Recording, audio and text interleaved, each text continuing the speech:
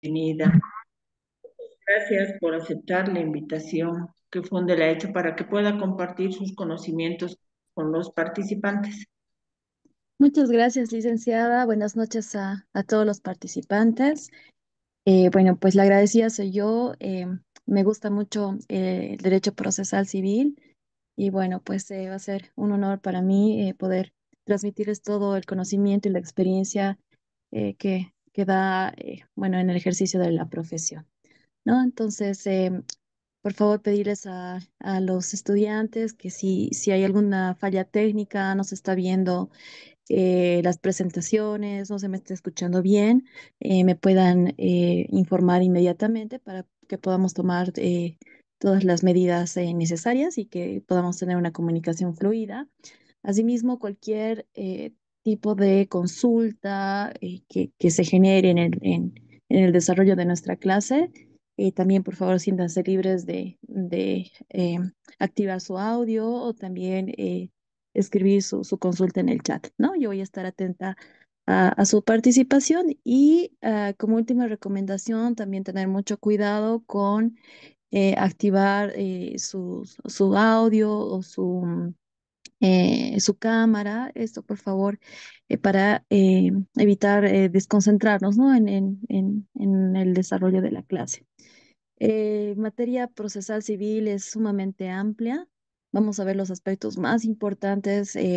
Nosotros podemos ir hasta cierto punto, pero ustedes ya tienen esta tarea de ir profundizando estos conocimientos. Y para eso yo también les voy a otorgar diferentes libros, artículos y bueno, pues van a ver que ya hay diferentes procesos de diferentes naturalezas, entonces también les voy a ir otorgando modelitos para que ustedes puedan basarse. No, yo siempre recomiendo eso en mis clases, no es un copiar y pegar y tratar, digamos, de que eso funcione, ¿no? Cada caso es particular, cada caso tiene ciertos detalles que hay que tomar atención y que esos detalles nos pueden hacer ganar tiempo y dinero, ¿no? Entonces, esa es la recomendación. Y con este preámbulo, pues vamos a iniciar nuestra clase y para ello me permito compartir pantalla. Disculpe, doctora, buenas noches. ¿Ya ¿Cómo? llamaron lista? Sí, acaban de llamar la lista.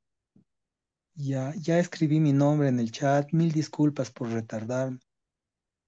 No se preocupe, licenciada, sí, por favor, puede tomar en cuenta la participación del alumno.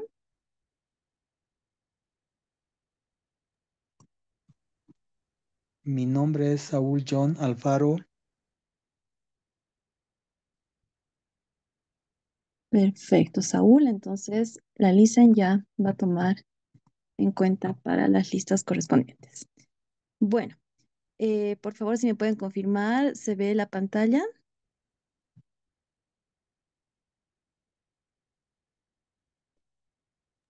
Sí. Derecho procesal civil, dice. Exacto, perfecto. Muchísimas gracias. Muy bien, vamos a empezar la clase hablando sobre esta materia tan importante.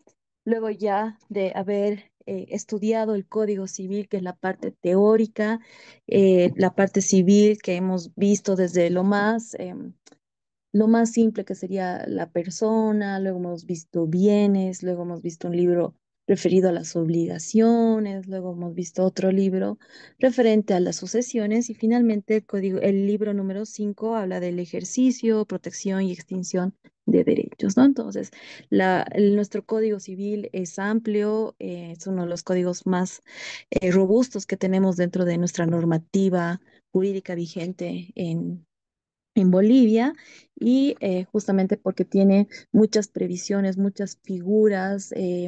Hay algo muy importante también, por ejemplo, en contratos, que hablamos de una libertad contractual, que eso también da pie a que las partes, las personas puedan ir celebrando diferentes negocios jurídicos o cuando vemos tema de sucesiones, cuando una persona fallece, cuáles son los efectos jurídicos y así es sumamente amplio, ¿no? Entonces, ya con todo este marco teórico que nos da el Código Civil, nos va a tocar hablar del Código Procesal Civil, ¿no? El Código Procesal que ya vamos a ver el procedimiento, las facultades, el derecho subjetivo que van a tener las partes para poder ejercer los derechos o ejercer sobre todo los derechos que la ley asiste a estas partes para poder exigir o dar prosecución a alguna figura civil que se haya generado y que tengan interés en un tipo de cumplimiento. ¿Ya? ¿Cuál es la importancia de la materia y el ejercicio jurídico civil? Em, las recomendaciones que son necesarias hacerlas es que ustedes puedan contar con el Código Procesal Civil, pero siempre de un medio oficial, es decir, traten de conseguir siempre la Gaceta Oficial de Bolivia. Si tienen o sea, algún viaje programado a La Paz o tienen algún familiar, alguien, un amigo, pidan de la Gaceta Oficial, ¿no? O sea, cómprense, es una buena inversión. ¿Por qué? Porque se ha identificado algunos errores que existen en algunos otros códigos civiles, si tienen, perdón, códigos procesales civiles, que incluso están erróneos en artículos, ¿no? Entonces, con esta experiencia, muchos expertos siempre recomiendan aquello y bueno, pues yo se los extiendo esta recomendación justamente para poder basarnos en normativa correcta, ¿no? Otro punto esencial, tenemos que hablar de la doctrina basada en estudios de autores en derecho civil y procesal civil, en sus fuentes y procedimientos.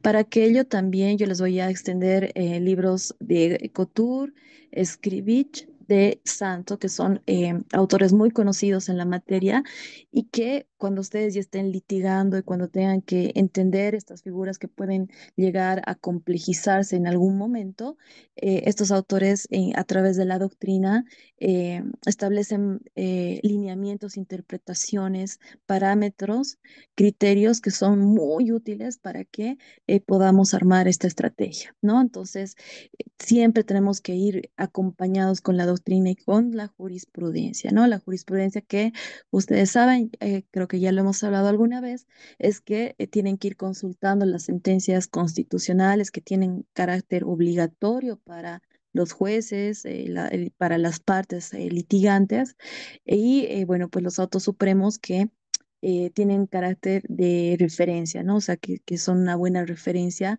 para invocarlos, depende del caso que nosotros estemos tratando. Entonces, vean, hay muchísimas clases en YouTube que enseñan cómo interpretar la jurisprudencia, cómo tú puedes llegar a una jurisprudencia adecuada a tu caso, etcétera, ¿no? Esa es una herramienta útil para nosotros los abogados, ¿ya?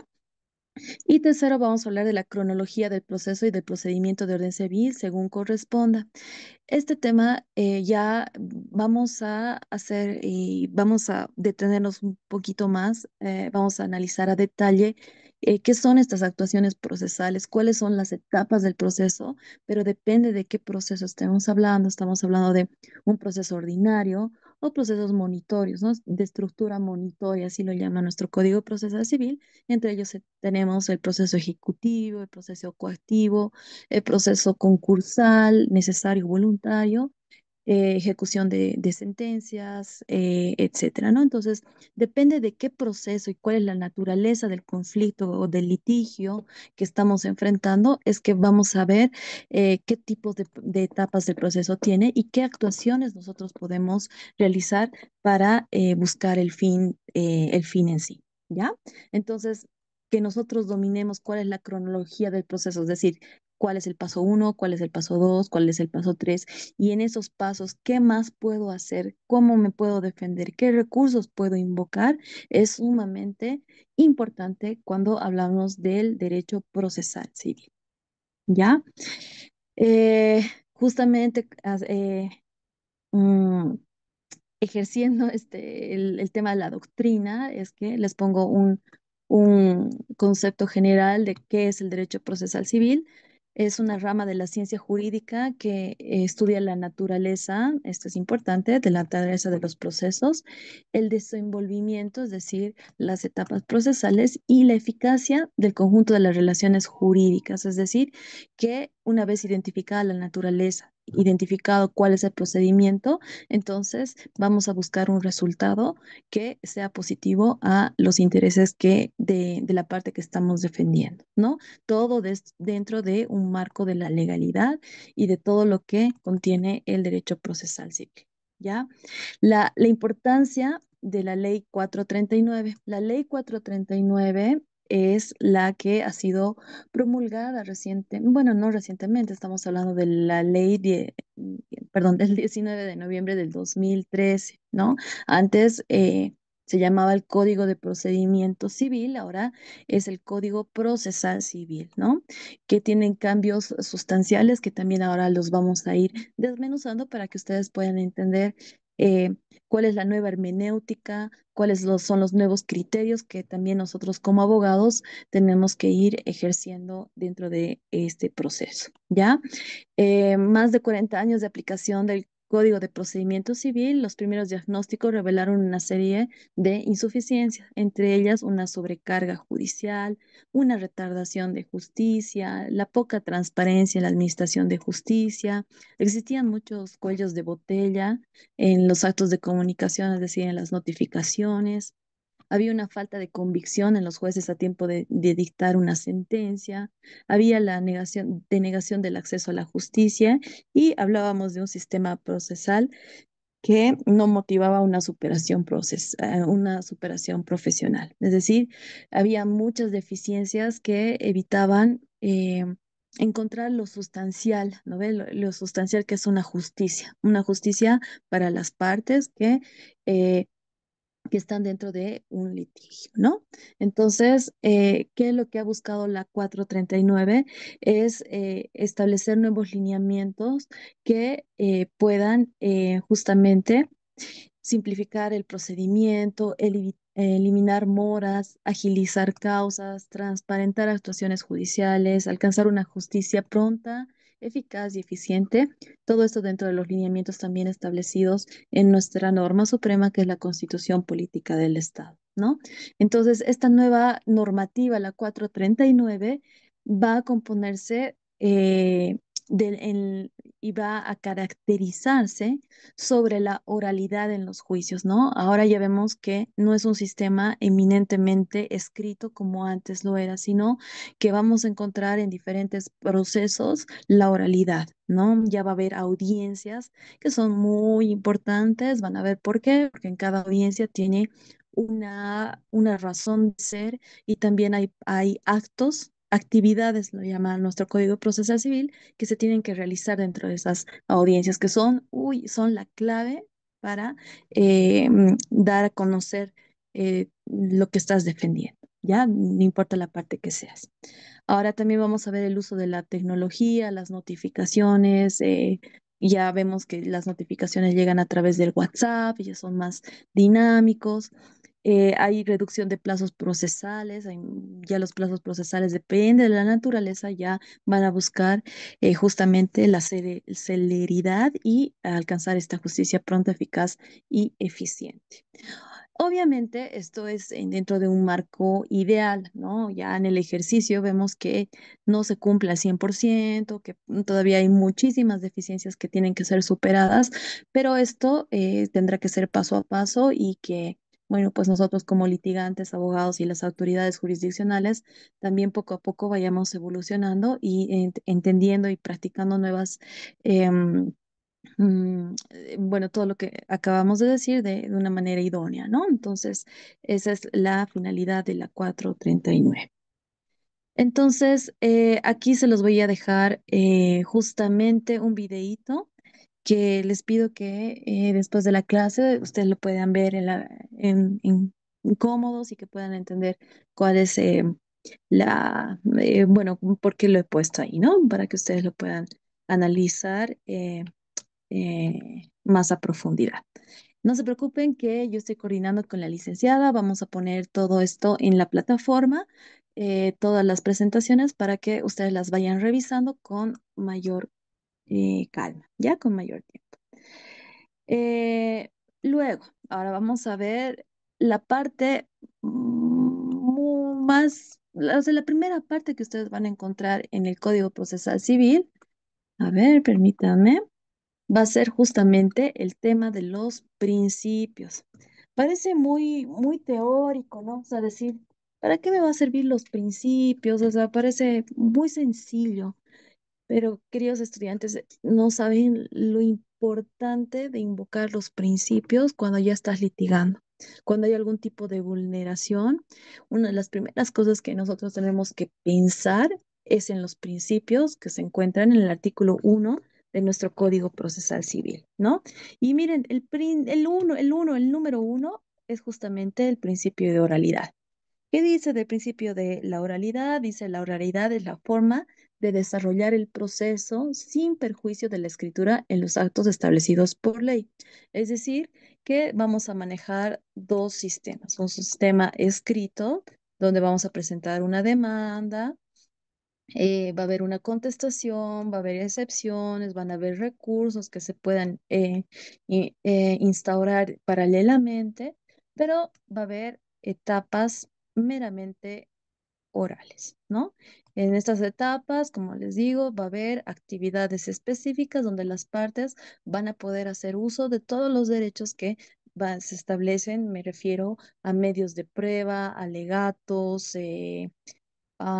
excusas, no sé, tantas cosas que se puede hacer, pero depende justamente de la naturaleza del proceso que estemos hablando, ¿no? Eso les repito porque es necesario que entendamos que cuando aterrizamos dentro de un proceso, tenemos que saber cuáles son los alcances, los límites y la norma que nosotros debemos aplicar para ese tipo de proceso, ¿no? Si nos confundimos, ¿qué es lo que vamos a ocasionar? Que nos rechace el juez, que se desvirtúe la naturaleza y eso pueda jugarnos en contra cuando se presente algún tipo de nulidad, ¿no? Entonces, hay que saber marcar la cancha y aterrizar para llevar un buen proceso civil, ¿ya?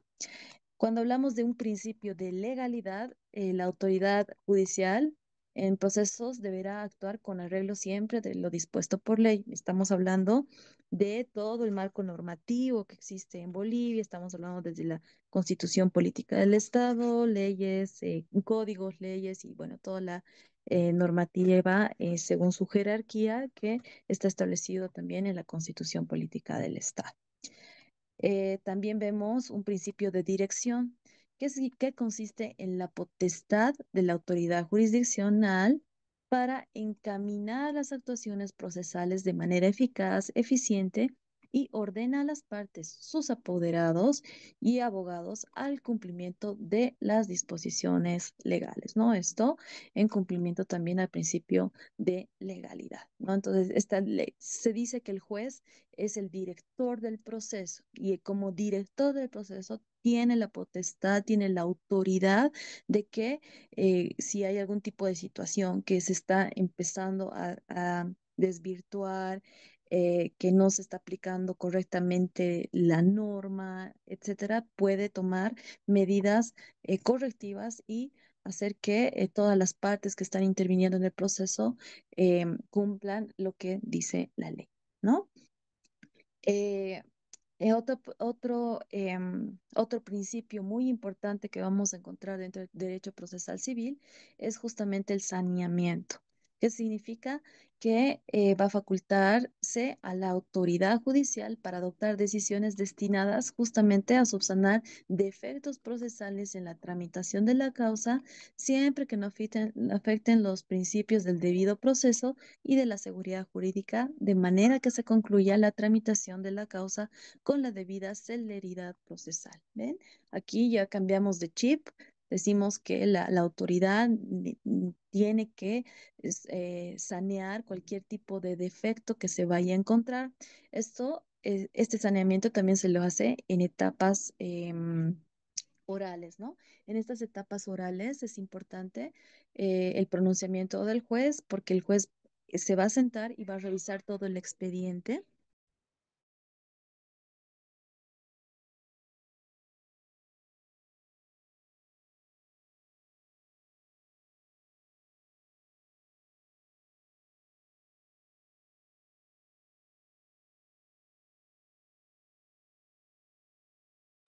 Perdón, ¿se me escucha?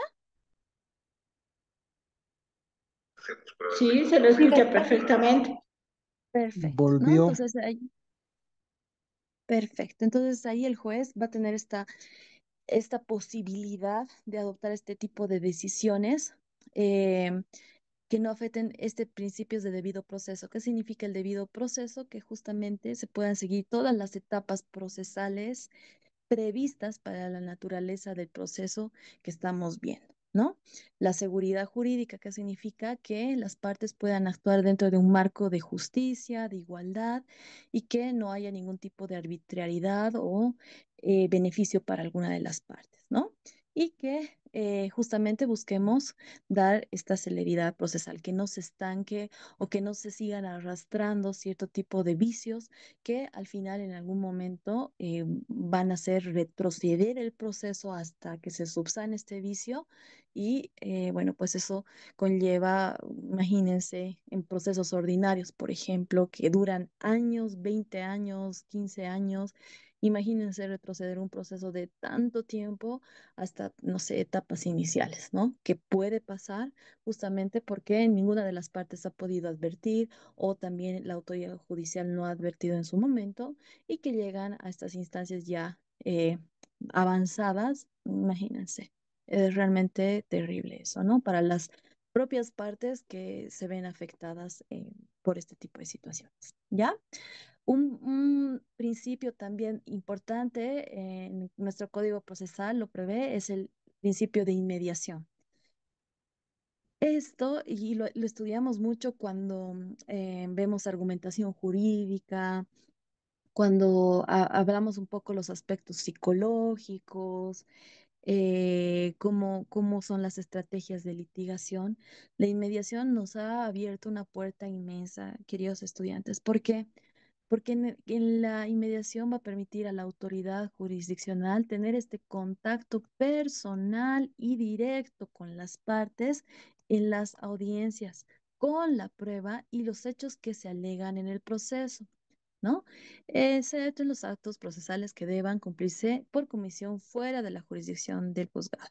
Es decir, en las audiencias, ¿qué va a pasar? Las partes van a entrar al despacho del juez, se van a ver cara a cara, van a tener la oportunidad de ser oídos, van a decir, señor juez, esto es lo que ha pasado, estos son los hechos y estos son los fundamentos de derecho, por lo que yo solicito esto, esta es la prueba que yo estoy adjuntando y esta es la oportunidad que nosotros tenemos los abogados de poder convencer al juez que me va a estar escuchando atentamente, que va a estar atento a las pruebas eh, para poder generar esta convicción de que lo que yo estoy diciendo es correcto, ¿no? Entonces es muy estratégico que usemos este principio de inmediación para conseguir los fines llegar a una resolución que sea favorable a la parte que estamos representando, ¿no? Entonces, esta inmediación es clave.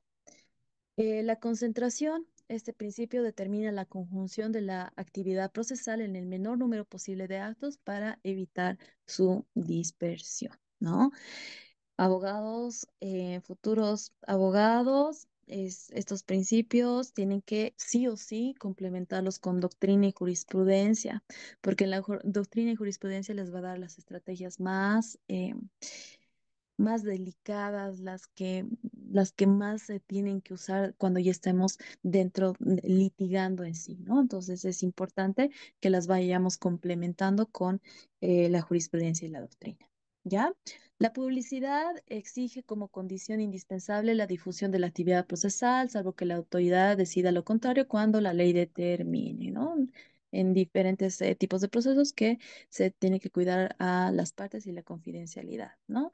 Dispositivo, el proceso se construye en función al poder de disposición de la pretensión de los sujetos implicados en la tutela jurisdiccional. La inmediación, esto ya hemos visto.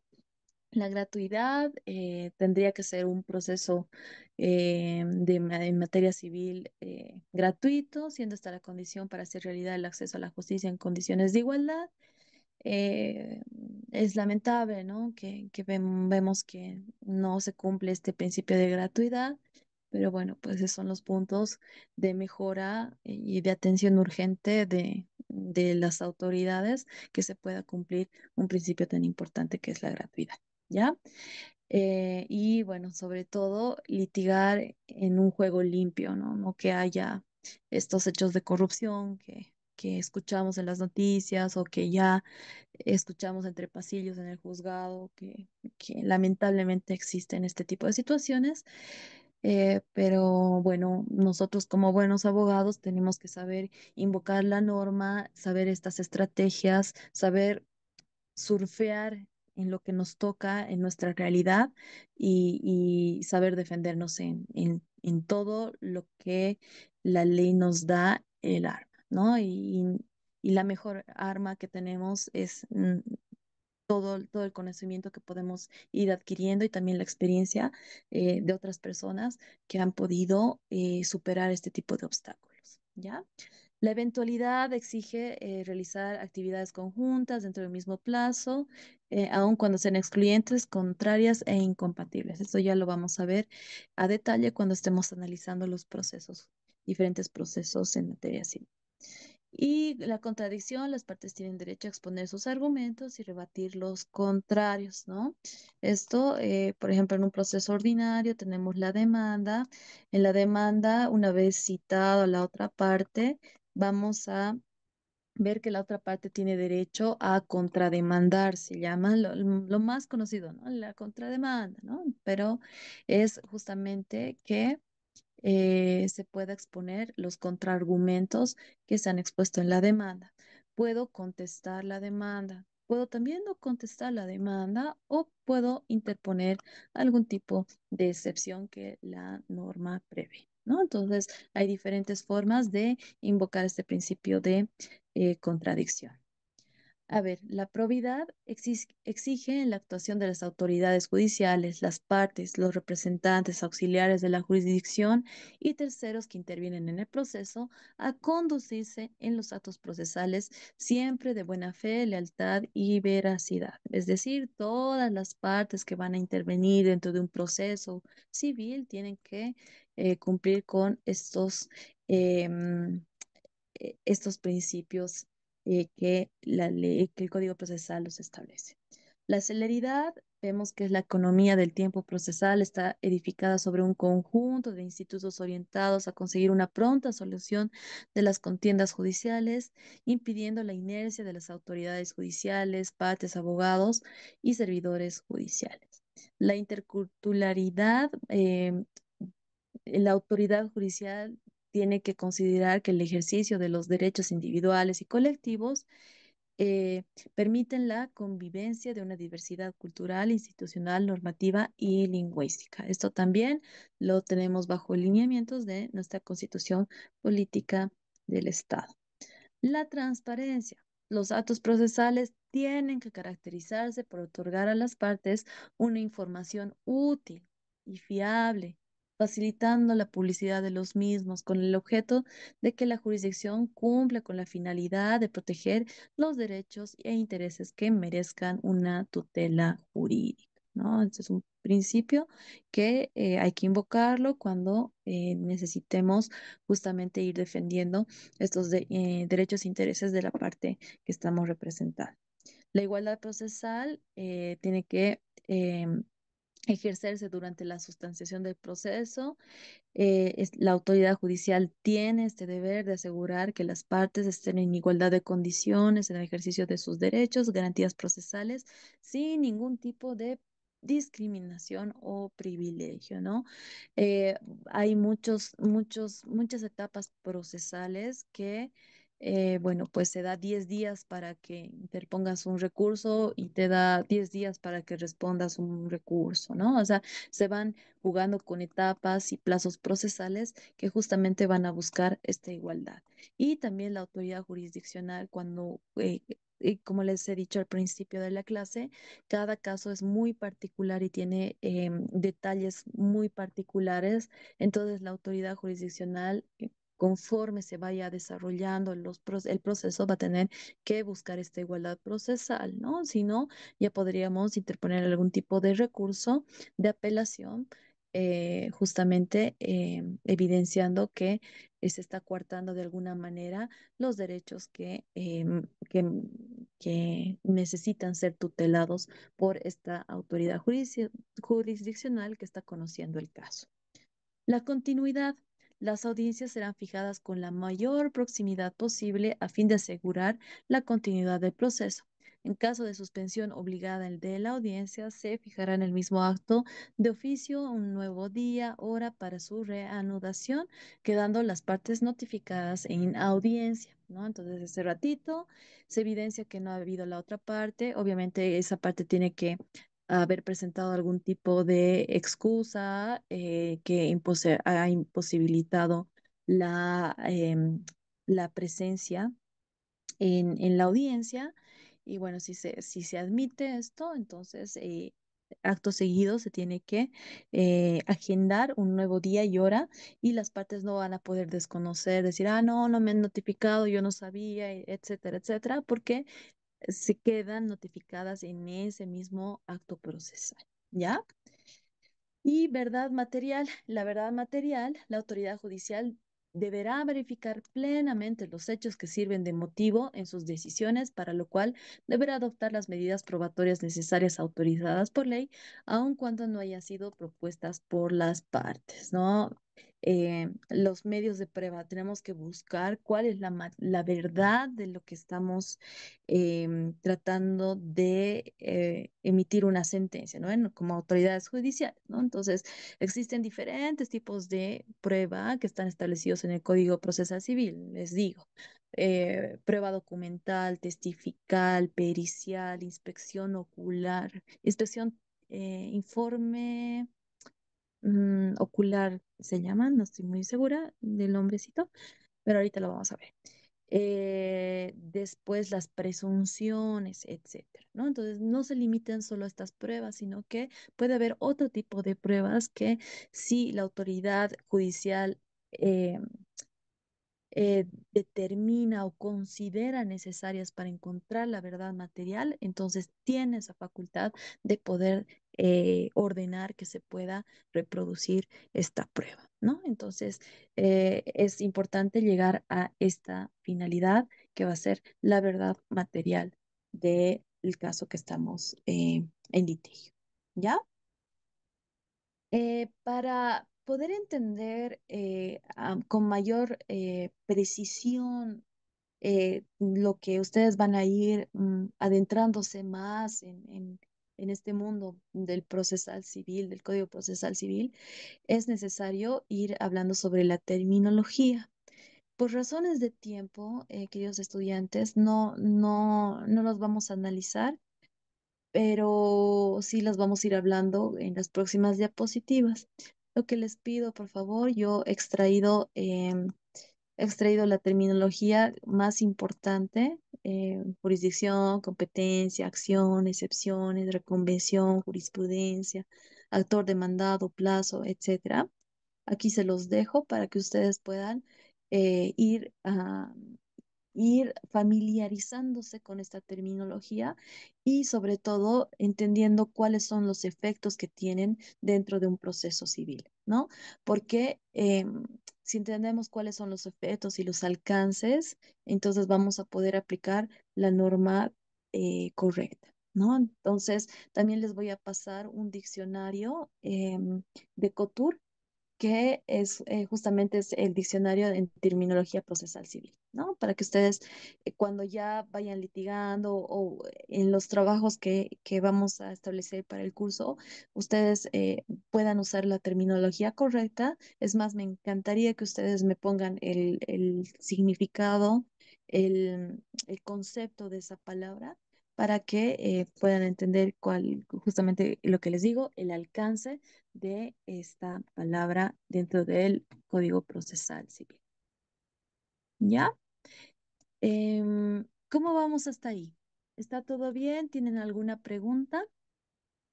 Todo bien. Excelente. Muy bien, entonces con este preámbulo, ahora sí vamos a ver el derecho procesal en sí. ¿Ya? El debido proceso creo que es la base fundamental de todo lo procesal civil, ¿no? ¿Qué es el debido proceso? A ver, el debido proceso es un derecho fundamental contentivo de principios y garantías que son indispensables de observar en dichos procedimientos para que se obtenga una solución sustancialmente justa, requerida siempre dentro del marco del Estado social, democrático y de derecho.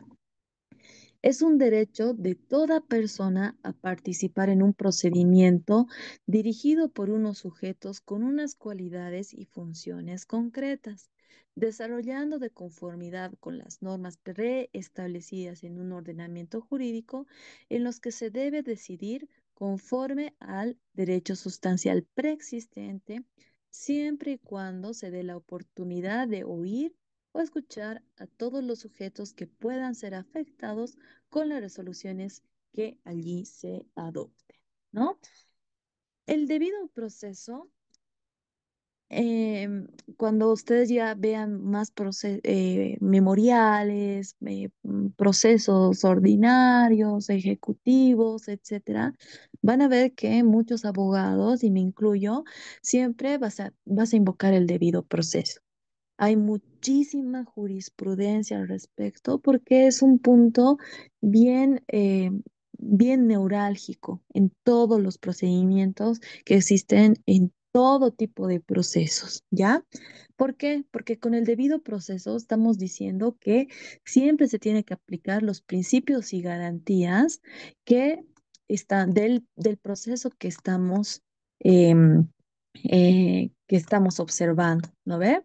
Que tiene que haber, que tiene que estar dirigido por sujetos que tienen que tener estas facultades y cualidades concretas. No se pueden exceder de estas facultades que la propia ley les está otorgando. Estamos hablando de las autoridades jurisdiccionales, ¿no? Que estamos hablando de la jurisdicción y competencia. Tienen que tener estas facultades para poder decidir dentro del proceso, pero ellos no deciden a solo criterio, tienen que basarse en normas que están preestablecidas, ¿ya? No, no es que van a ser futuras ni venideras, tienen que ya estar preestablecidas porque aquí ya estamos hablando de la seguridad jurídica de las personas, ¿no ve? Y si estamos dentro de un marco, tenemos que seguir ese marco porque, por ejemplo, en un contrato civil un contrato civil de donación, ¿no ve? Tenemos un marco que nos establece cuál es el procedimiento y cuáles son los efectos, cuáles son las causas, etcétera, ¿no? O sea, nos establece todo lo aplicable para un contrato de donación. Entonces, ¿qué pasa si movemos a solo criterio de la autoridad judicial? Entonces, no habría esta seguridad jurídica del por qué yo he invocado o por qué yo he usado esa figura civil si al final no va a tener ningún tipo de eficacia eh, para mi persona y que tal vez pueda convertirse en un perjuicio para mí, ¿ya? Y también todas las decisiones de los conflictos, de los litigios que pueden tener las personas por tal vez un incumplimiento, una vulneración de algún derecho, entonces tiene que decidir conforme al derecho sustancial, pero previo a dar esta oportunidad y este derecho a la defensa, a el derecho a ser oído y también a las pruebas que se puedan presentar, ¿no? Dentro de las etapas procesales, dentro de todos los recursos que la ley va a establecer, pero siempre con el debido proceso que implicaría todo esto que estamos hablando. Dentro de estas facultades tan importantes, vamos a hablar de la jurisdicción y competencia. Cuando hablamos de la jurisdicción, decimos que en el sistema procesal boliviano, desde el criterio de la funcionalidad, la jurisdicción consiste en la potestad que tiene el Estado plurinacional de impartir justicia a través de las autoridades del órgano judicial y el Tribunal Constitucional Plurinacional. Véase que hace una distinción del órgano judicial que se va a enmarcar dentro de la ley del órgano judicial, que es la LOJ, y el Tribunal Constitucional que va a tener su propia normativa. Estamos hablando del Código de la Constitución Política del Estado y el Código Procesal Constitucional, ¿no? Entonces tienen diferentes jurisdicciones y aplicaciones, ¿no? Tengan en cuenta siempre eso, son dos cosas totalmente diferentes. Aquí estamos hablando de jueces y tribunales y aquí estamos hablando de magistrados, ¿no? Es la diferencia sustancial de el órgano judicial y el Tribunal Constitucional. Ojo que el tribunal es la máxima instancia de interpretación de las normas dentro del ordenamiento jurídico en Bolivia, ¿ya? Para esto vamos a basarnos en el artículo 10 del Código Procesal Civil que establece el carácter y alcance. La función jurisdiccional es indelegable y su ámbito abarca en todo el territorio del Estado plurinacional de Bolivia. ¿Ya? Entonces la jurisdicción no, ah, cuando ya estamos en el ejercicio, se puede confundir jurisdicción como con territorio, ¿no ve? La jurisdicción de Colcapirua, la jurisdicción de Quillacollo, la jurisdicción de Guarnes, ¿no ve? Pero lo correcto es decir el territorio, ¿no? Para eso vamos a hablar de la competencia. ¿Cuáles son los criterios de la competencia? Vamos a hablar que van a ser en función a la materia y al territorio. Cuando hablamos de materia, estamos diferenciando materia civil, materia penal, materia laboral, materia tributaria, etcétera, ¿no? Y hay autoridades jurisdiccionales que tienen que responder a esa materia. Y si no, podemos invocar una excepción de incompetencia, ¿no ve? Y territorio que si una causa se ha radicado dentro de Cochabamba, no puedo irme a una autoridad judicial en Beni, ¿no ve? Tiene que cumplir estos criterios de territorio, que también existen reglas específicas justamente para determinar el territorio donde se tendrá que conocer la causa correspondiente. ¿Ya? ¿Quién me puede ayudar, por favor, a leer esta partecita del concepto de qué es competencia?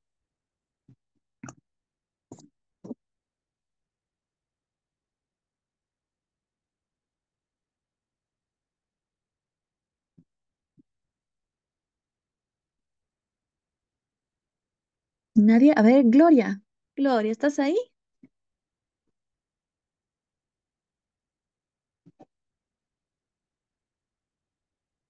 ¿No está Gloria? A ver, Juan Carlos Bayón, Sí, buenas noches, doctor. Se ¿cómo lo está? leo. Por favor. La competencia es la actitud legal de ejercer jurisdicción en un proceso concreto y determinado. La competencia civil es la facultad que tiene el tribunal o juez para conocer un proceso que versa sobre los intereses particulares y cuyo conocimiento ha sido establecido por ley. Excelente, muchas gracias, Juan Carlos. ¿No? Entonces, es esta aptitud, ¿no? Entonces, la jurisdicción va a ser la potestad del Estado para impartir justicia a través de sus autoridades, pero la competencia va a ser esta aptitud que van a tener estas autoridades judiciales para poder em, pronunciarse sobre un proceso que versa entre particulares y cuyo conocimiento ha sido establecido por ley, ¿no? Esas facultades que va a poder ejercer dentro de este proceso concreto y determinado en función a la materia y al territorio. Y decimos entonces que es el derecho civil, es un conjunto de normas y principios jurídicos que regulan las relaciones o vínculos privados de las personas que las personas establecen entre ellas con la finalidad de preservar los intereses de la persona, sea natural o jurídica, a nivel patrimonial o moral, ¿no? Entonces aquí estamos viendo estos actos jurídicos, negocios jurídicos que pueden existir entre personas particulares y que se vean en conflicto. ¿Cuál es la finalidad del derecho civil? Es justamente preservar los intereses de cada una de las personas, ya sea una persona natural o una persona jurídica que está que ha sido establecida, o sea, ya conformado como una empresa, una sociedad o algún tipo de asociación que está reconocido en nuestro Código Civil. ¿Ya? A nivel patrimonial, que estamos hablando en temas de dinero o derechos morales, que significa el reconocimiento, por ejemplo, de derechos de autor, ¿no ve? Que tú estás protegido por ley cuando tú eres autor de alguna obra, alguna creación, etcétera. Obviamente esto tiene que estar inscrito dentro de, ¿qué se llama? El Senapi, SENAPI. Senapi, Correcto, ¿no? ¿Qué es el SENAPI? A ver, ¿cuál es el significado del SENAPI? Servicio Nacional de Registro de Muy bien. ¿De? Intelectualidad, ¿cómo de propiedad? Excelente, de propiedad intelectual, ¿no? Entonces, SENAPI, una vez que tú inscribes tu derecho moral, entonces es oponible ante terceros y también puedes reclamar tus derechos patrimoniales que te corresponden, ¿no? ¿Se acuerdan de un caso famoso? Llorando se fue. ¿Quién era el autor de Llorando se fue?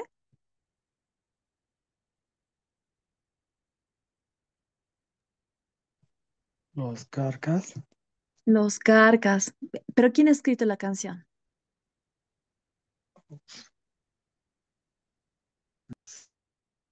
¿No se acuerdan? ¿Quién ha escrito? A ver, por 2 puntos. ¿Quién me dice?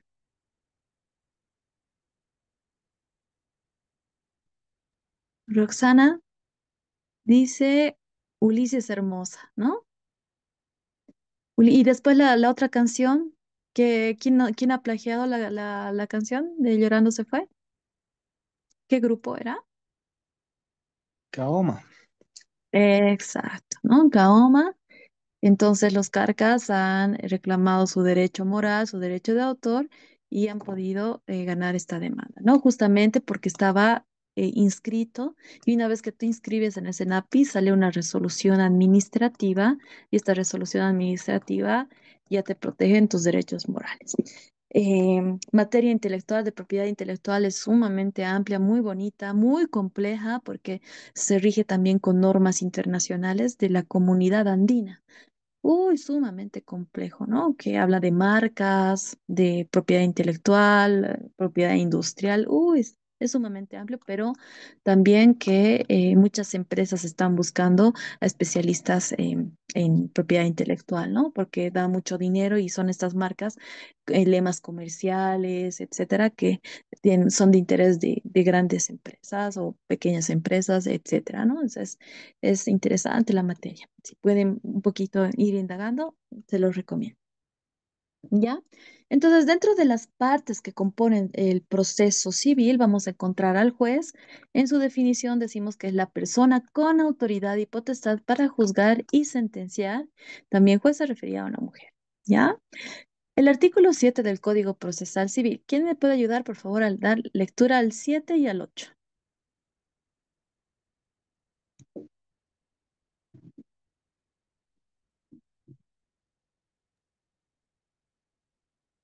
Buenas noches, Roxana, por favor. Roxana, adelante, por favor. Muchas gracias.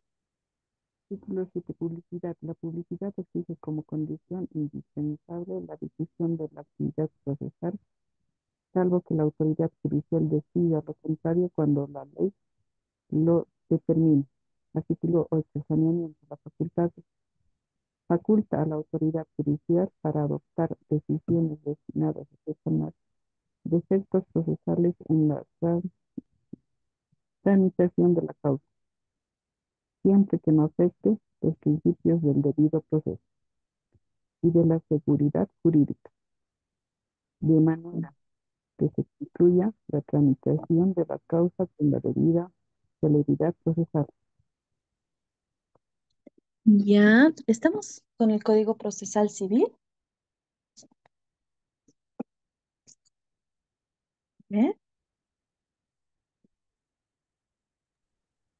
Y Código Procesal Civil, libro primero, disposición general. Ya, muy bien, creo que le he escuchado mal. La autoridad Sí, ya, entonces, muchas gracias, señora Roxana. Entonces vemos que el artículo 7 habla sobre la función de la autoridad judicial. Vemos que es un titular, es el juez, el director del proceso en sí. Em, Las servidores y servidores auxiliares solo van a realizar actos que también están establecidos en la Ley de Organización Judicial. Son facultades muy expresas y no se pueden exceder de aquello. Y si se exceden, van a tener responsabilidad, ¿no? Las autoridades judiciales van a sustanciar y van a resolver las causas sometidas a a su competencia de acuerdo a todo lo que disponga la ley, eh, lo que disponga la ley. El artículo 8 habla sobre la independencia. Tienen que tener estas autoridades judiciales independencia en el ejercicio de sus funciones y siempre van a estar sometidas solo a la Constitución y a las leyes. No tienen que responder ningún tipo de interés particular, ¿no? Esto es lo que se debe buscar. El artículo 9 habla sobre las decisiones, ¿no? Las decisiones de las autoridades judiciales tienen que ser acatadas por todas las autoridades y personas individuales o colectivas. Las autoridades en general están en la obligación de prestar asistencia para el cumplimiento de estas resoluciones judiciales, ¿no? Entonces aquí ya vemos un carácter coercitivo que tiene una razón de ser, ¿no? Si una autoridad que tiene la facultad que le ha otorgado la propia ley para determinarse o pronunciarse en algún tipo de proceso, esto tiene que ser de cumplimiento obligatorio para las partes, ¿no? Entonces, todas las otras autoridades que conozcan el caso, que vean la sentencia, que tengan que hacer cumplir esa sentencia, entonces no pueden desconocer esta decisión emitida por autoridad competente. Para el cumplimiento de las decisiones, entonces podrán estas autoridades disponer del auxilio de la fuerza pública que deberá prestarse a solo requerimiento, decretar conminatorias y sanciones económicas bajo la modalidad de multas, sin que en ningún caso el cumplimiento de las obligaciones civiles pueda hacerse efectivo a través del apremio corporal de la obligada u obligado, ¿no? Antes existía el apremio, pero ahora eso ya ha quedado sin vigencia por ser inconstitucional. Sin embargo, existe dos materias que hablan sobre el apremio corporal. ¿Cuál sería? En qué instancias procede un apremio corporal? En lo penal, En lo penal, ya. En qué otra instancia?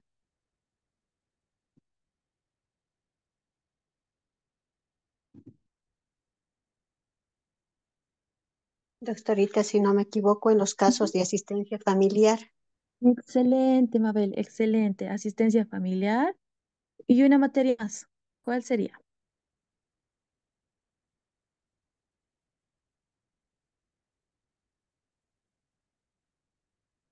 Es cuando beneficios sociales. El empleador no paga beneficios sociales, entonces se puede laboral, disponer. Laboral, correcto. Se puede disponer el apremio corporal, ¿no? Entonces, en materia laboral también se puede llegar a este tipo de determinación. Sin embargo, para obligaciones de carácter patrimonial, que se determine que una de las partes deba cumplir algún tipo de obligación, entonces no puede proceder el apremio corporal. Ha sido derogada esta normativa y no existe ningún tipo de determinación al respecto, ¿no? Por eso, cuando nosotros hagamos algún tipo generemos algún tipo de obligación con otra persona, siempre busquemos una garantía real, una garantía que puedas sustentar la obligación en caso de incumplimiento, ¿no? Entonces, si no, no hay otra forma. O sea, muchas deudas quedan inconclusas o cumplimientos de obligaciones caen en saco roto porque no hay una garantía efectiva que permita ejecutar la obligación, ¿no? Entonces, eso es importante.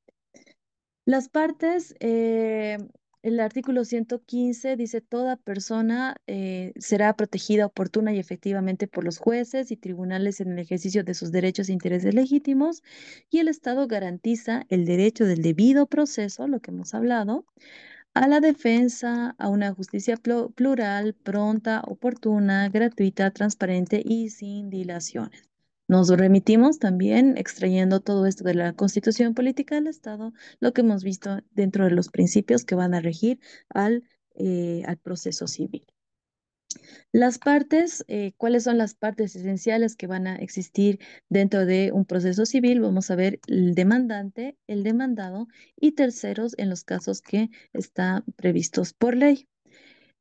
Em, Otros sujetos procesales también concurren al proceso, los servidores auxiliares en la administración de justicia, que están señalados en la Ley de Organización Judicial, los abogados, los peritos, los traductores, los intérpretes, depositarios, administradores, interventores, martilleros, comisionados y en general aquellas o aquellos que no tienen interés en el objeto de proceso, pero que actúan en este de una u otra forma dentro de la sustanciación del proceso. ¿Ya? Cuando hablamos de terceros, existen figuras, por ejemplo, los terceristas. No sé si han escuchado alguna vez los terceristas. ¿Quiénes son? Son aquellas personas, por ejemplo, a ver, yo me estoy peleando ¿con quién me peleo? A ver, con Gloria. Ya, me estoy peleando con Gloria. Gloria me debe dinero y me ha garantizado con un folio real, con un inmueble, el cumplimiento, ¿no? Entonces, ¿yo qué estoy haciendo? Le estoy demandando a Gloria hasta que pueda subastar y rematar su bien inmueble y con el producto del remate yo pueda cobrarme lo que se me debe, ¿ya? Pero aquí a ver, hay tres casillas, ¿no? Que se establece la propiedad de una persona en la casilla A. La casilla B habla sobre los gravámenes y restricciones. Y en la casilla C habla sobre las cancelaciones, ¿no ve? Dentro de un folio real. Entonces, dentro de los gravámenes encontramos, puede haber una persona, dos personas, tres personas. Esto es en función a los grados y preferidos. Se llama quién ha inscrito antes una deuda, una hipoteca, eh, muchas obligaciones que pueden recaer sobre este bien inmueble, ¿no? Entonces, y evidenciado Doctora, una en... pregunta. ¿Esos son los Sí, gravames? ¿Es que se sí, registran derechos? sí, correcto. B son los gravámenes. Correcto. ¿No? Entonces, en el gravamen podemos encontrar, por ejemplo, en el número 1 está Irineo, en el segundo está Mabel, en el tercero está Roxana, en el cuarto está John y en el quinto, yo que le estoy demandando a Gloria, yo me encuentro en el quinto. Entonces, ¿qué pasa? El juez, dentro de los principios de igualdad, transparencia, va a identificar que existen otras personas que tienen su garantía inscrita en el folio real. Entonces, no sería lógico que con el producto del remate y el dinero que se consiga de este bien inmueble vaya a mí, ¿no ve? Cuando hay otras personas que han inscrito antes su derecho, ¿no? Entonces, ¿qué es lo que hace el juez buscando esta transparencia, el debido proceso, etcétera? El derecho a ser oído y a asumir defensa, es que va a llamar a todos los que están antes que yo, que estoy dentro de la posición número 5, y les dice, Irineo, John, Roxana, Mabel, apersónense al proceso porque esto está pasando, ¿no? Les estoy anoticiando que estamos dentro de un proceso que se va a rematar el bien inmueble y que con el producto ustedes tendrían que también dividirse o am, cobrar lo que les corresponde, ¿no? Por ejemplo, aquí tal vez en el número 1 se le debía $5.000. En el segundo se le debía $2.000. En el tercero, $50.000. En el cuarto, $1.000.000. Y en el quinto, 2 millones, ¿no? Entonces se va a rematar y se va a entregar lo que corresponde a cada una de las partes. Si en el número 5 no alcanza el producto del remate, entonces ni modo, pues, ¿no ve? ¿Por qué? Porque estamos encontrando la seguridad jurídica que va a proteger y va a tutelar los derechos de las otras personas que me han ganado en grados y preferidos, ¿no? Y a estas personas que están antes de donde yo estoy dentro de los grados y preferidos, se le llaman los terceristas. Es decir, que ellos no han estado en el origen de la demanda, pero tienen un interés legítimo dentro del proceso que yo he instaurado contra Gloria. Entonces, ellos al noticiarse de la situación, ¿qué van a hacer? Se van a constituir en una nueva parte demandante dentro del proceso. Son en calidad de terceristas, ¿no? Ahora, esto se puede complicar porque hay diferentes tipos de tercería, ¿no? Tercería de derecho preferente, tercería de coadyuvante, hay varias tercerías que también hay que estudiar muy a profundidad, pero en esencia tienen esta razón de ser. ¿Ya? ¿Se ha entendido, queridos estudiantes?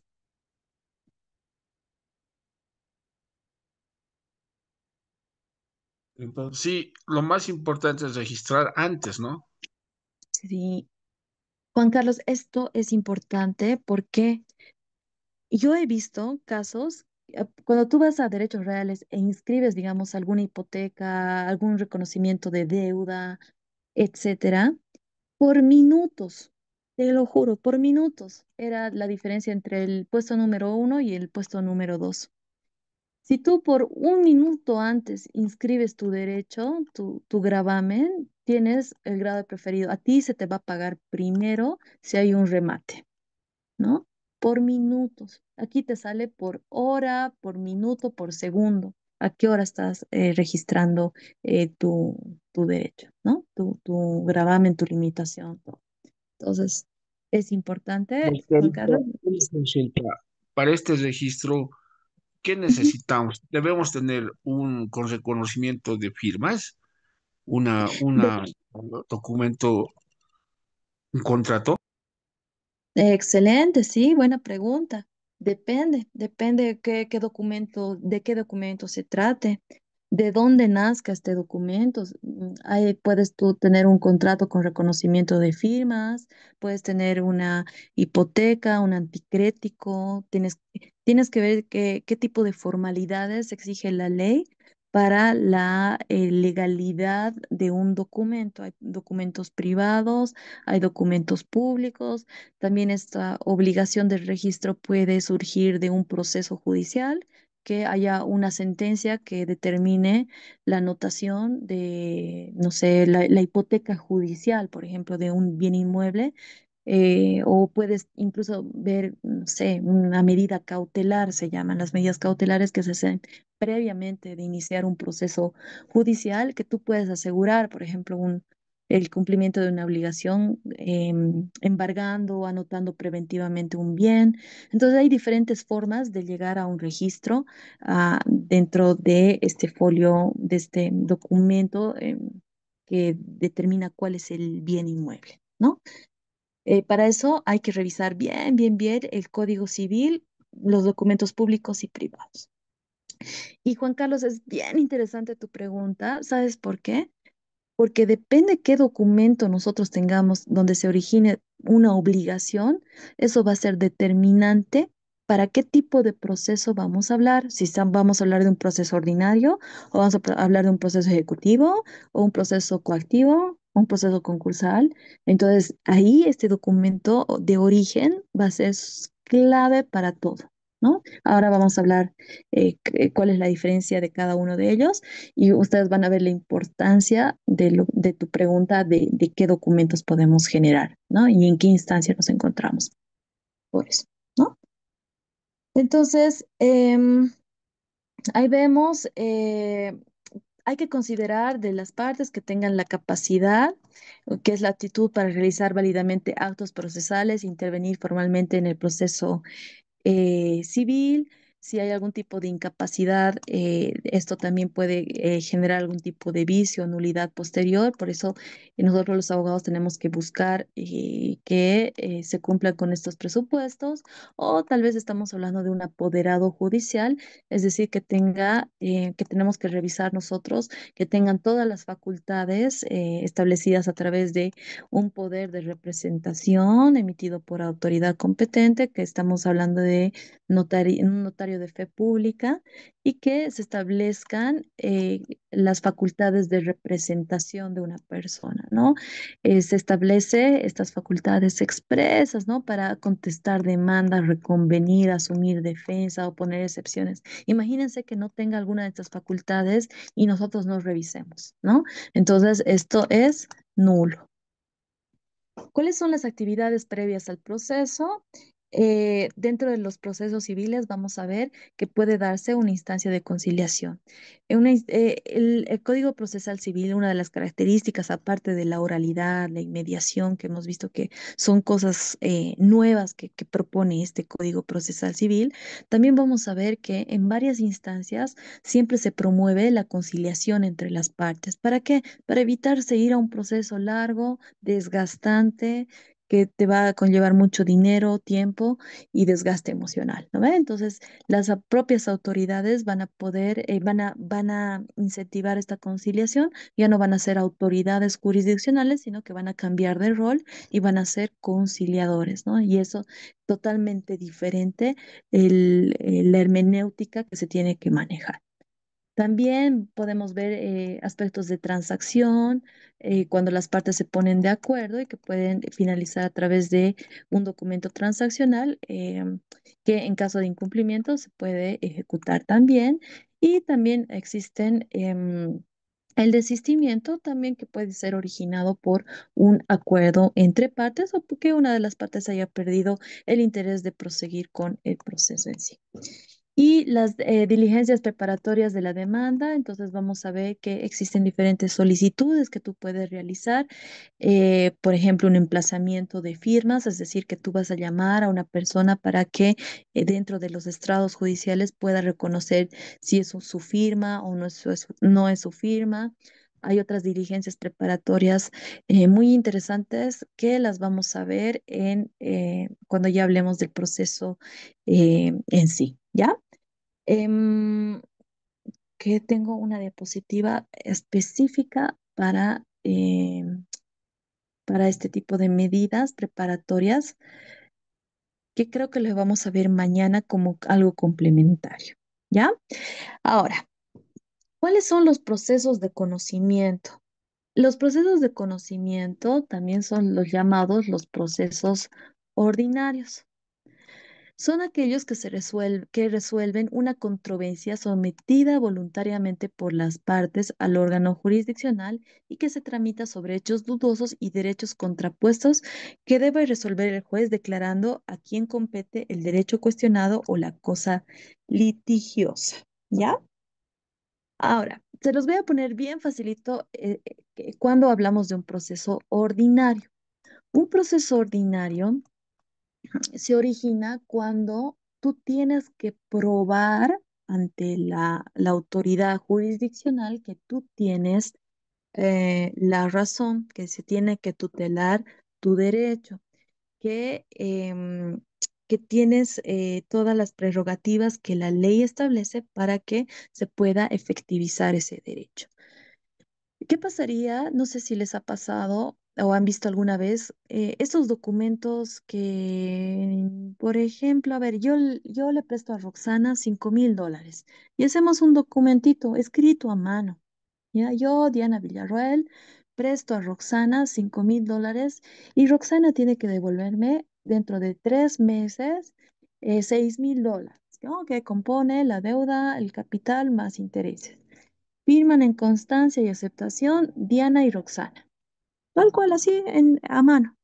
¿Ese documento vale o no vale, queridos estudiantes? Si ya estamos dentro de un Vale. proceso. Es A ver, válido ya. ¿Por qué es válido, Juan Carlos?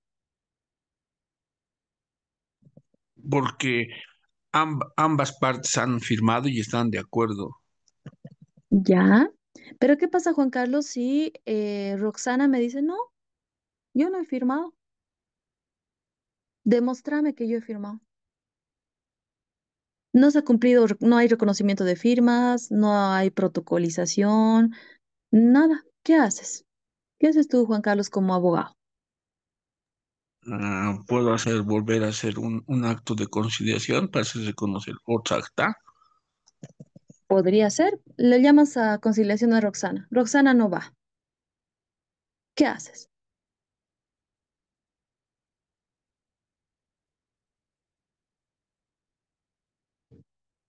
A ver, Quiroga, a ver, adelante, por favor. Normalmente son en una reconciliación hay tres, tres idas, más o menos se podría decir. Si no va a las tres, ya se le da como denuncia, si no me equivoco, porque no ha querido y aparte se- dependiendo de eso. No, porque tú no estás obligado a ir a una conciliación. ¿Qué es la conciliación? Es ponerte de acuerdo con otra persona. No puedes obligar a ponerte de acuerdo sí o sí, digamos, ¿no? O sea, aunque vayas, eh, puedes decir no, no estoy de acuerdo, yo no he firmado, no. Y listo. No, el conciliador no es juez, por ejemplo, no, o sea, él no puede determinar, Roxana, tú has firmado y punto, ¿no ve? Porque no tiene las facultades de autoridad jurisdiccional. Un conciliador solo va a buscar el avenimiento, él va a buscar el acuerdo entre las partes, pero no va a tener la autoridad para poder determinar. Entonces, ¿qué hacemos como abogados con un papel? Solo tenemos un papel. ¿Qué hacemos? Instauramos un proceso ordinario. En el proceso ordinario, por eso los procesos ordinarios son sumamente largos, queridos estudiantes, pueden durar de verdad 15 años, 20 años. ¿Por qué? Porque en un proceso ordinario tenemos que demostrar. ¿Cómo puedo demostrar? Prueba documental. Voy a llevar a mis testigos, voy a llevar peritos que me digan que era la firma de Roxana, voy a llevar, no sé, le voy a llevar al juez a inspección ocular, no sé, que vea la juez dónde ha sido, no sé, voy a presentar videos, voy a presentar, o sea, todos los medios de prueba que tenga yo para demostrar que Roxana me debe esos $5,000. ¿Ya? Y para eso va a haber diferentes etapas procesales que me van a ayudar a llegar a una sentencia donde el juez determine si Roxana me debe o no me debe, si se ha probado el derecho alegado, o sea, que mi demanda y mis pretensiones hayan sido probadas. Y si no, también se me va a denegar. Y para eso también tengo instancias de apelación. Entonces ahí se puede ir complejizando más y más. Entonces, en este caso, donde existan hechos controvertidos, donde Diana dice A y Roxana dice B, entonces ahí será la autoridad jurisdiccional que tenga que decidir quién tiene la razón. ¿Ya? Entonces, ese es un proceso ordinario. Ahora, ¿cuál es la diferencia? Y se los pongo así súper facilito. Con un proceso ejecutivo. Aquí cambiamos la situación. Roxana y Diana han hecho un contrato de préstamo de dinero, igualito, $5,000. Pero esta vez lo han hecho con un abogado. El abogado les ha dicho, ya, pongamos términos, condiciones, perfecto. Tenemos plazo vencido, tenemos la suma líquida y exigible. Una vez que se hayan cumplido con estas dos condiciones, se puede ejecutar la obligación. Pero para ejecutar esta obligación tiene que tener un requisito adicional.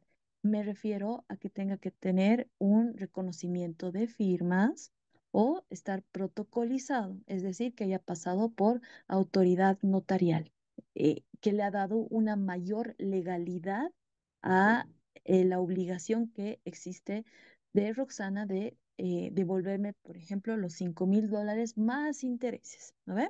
Entonces, Aquí, Juan Carlos, te pregunto, ¿tengo que probar algo más? ¿Tengo que llevar mis testigos? ¿Tengo que, no sé, poner pruebas de video, peritos, para No, demostrar mi derecho? no, porque ya está la autoridad, el notario ya ha dado fe. Es un documento ya. Exacto, exacto, Un ¿no? Entonces, documento que el juez va a dar cumplimiento. exacto, porque ya directamente lo va a ejecutar. No necesitan, a ver, Roxana no puede decir, no, no, no, no, es que yo no he firmado, es que yo no quería, es que, no sé, alegar cualquier tipo, le pondremos una excusa.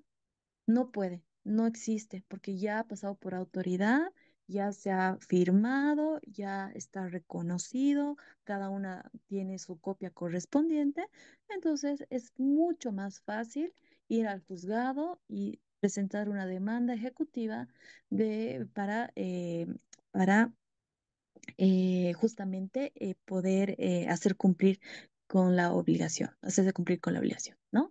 Entonces, esa es la diferencia entre un proceso ordinario y de conocimiento, porque vamos a conocer las pretensiones de las partes, de los hechos controvertidos, versus a un proceso ejecutivo donde ya tenemos un documento idóneo que va a tener fuerza ejecutiva para hacerse cumplir la obligación comprometida, ¿no ve?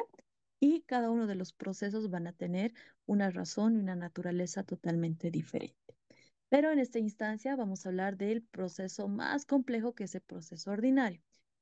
La recomendación para ustedes, queridos estudiantes, es que hagan un hincapié muy, muy detallado en qué es un proceso ordinario, cuáles son las etapas procesales de un proceso ordinario, porque si ustedes dominan el proceso ordinario, lo demás es súper fácil. Súper fácil, o sea, ya entienden cuál es la lógica de lo que se tiene que seguir dentro de un proceso civil con un proceso ordinario. Si lo entienden, están hechos para todo, ¿no? Entonces, aquí el proceso ordinario, se los dejo acá cuál es el organigrama, perdón, el flujograma de cómo funciona el proceso ordinario. En el único proceso mm, eh, en materia civil que la conciliación es obligatoria es en el proceso ordinario. Sí o sí tiene que haber una conciliación previa, ¿no? En la conciliación previa va a estar a cargo del llamado conciliador, que va a sentar a las partes y van a decir, Señora parte A, señor parte B, este es el problema. ¿Hay alguna posibilidad de que ustedes puedan llegar a un acuerdo antes de iniciar la demanda A?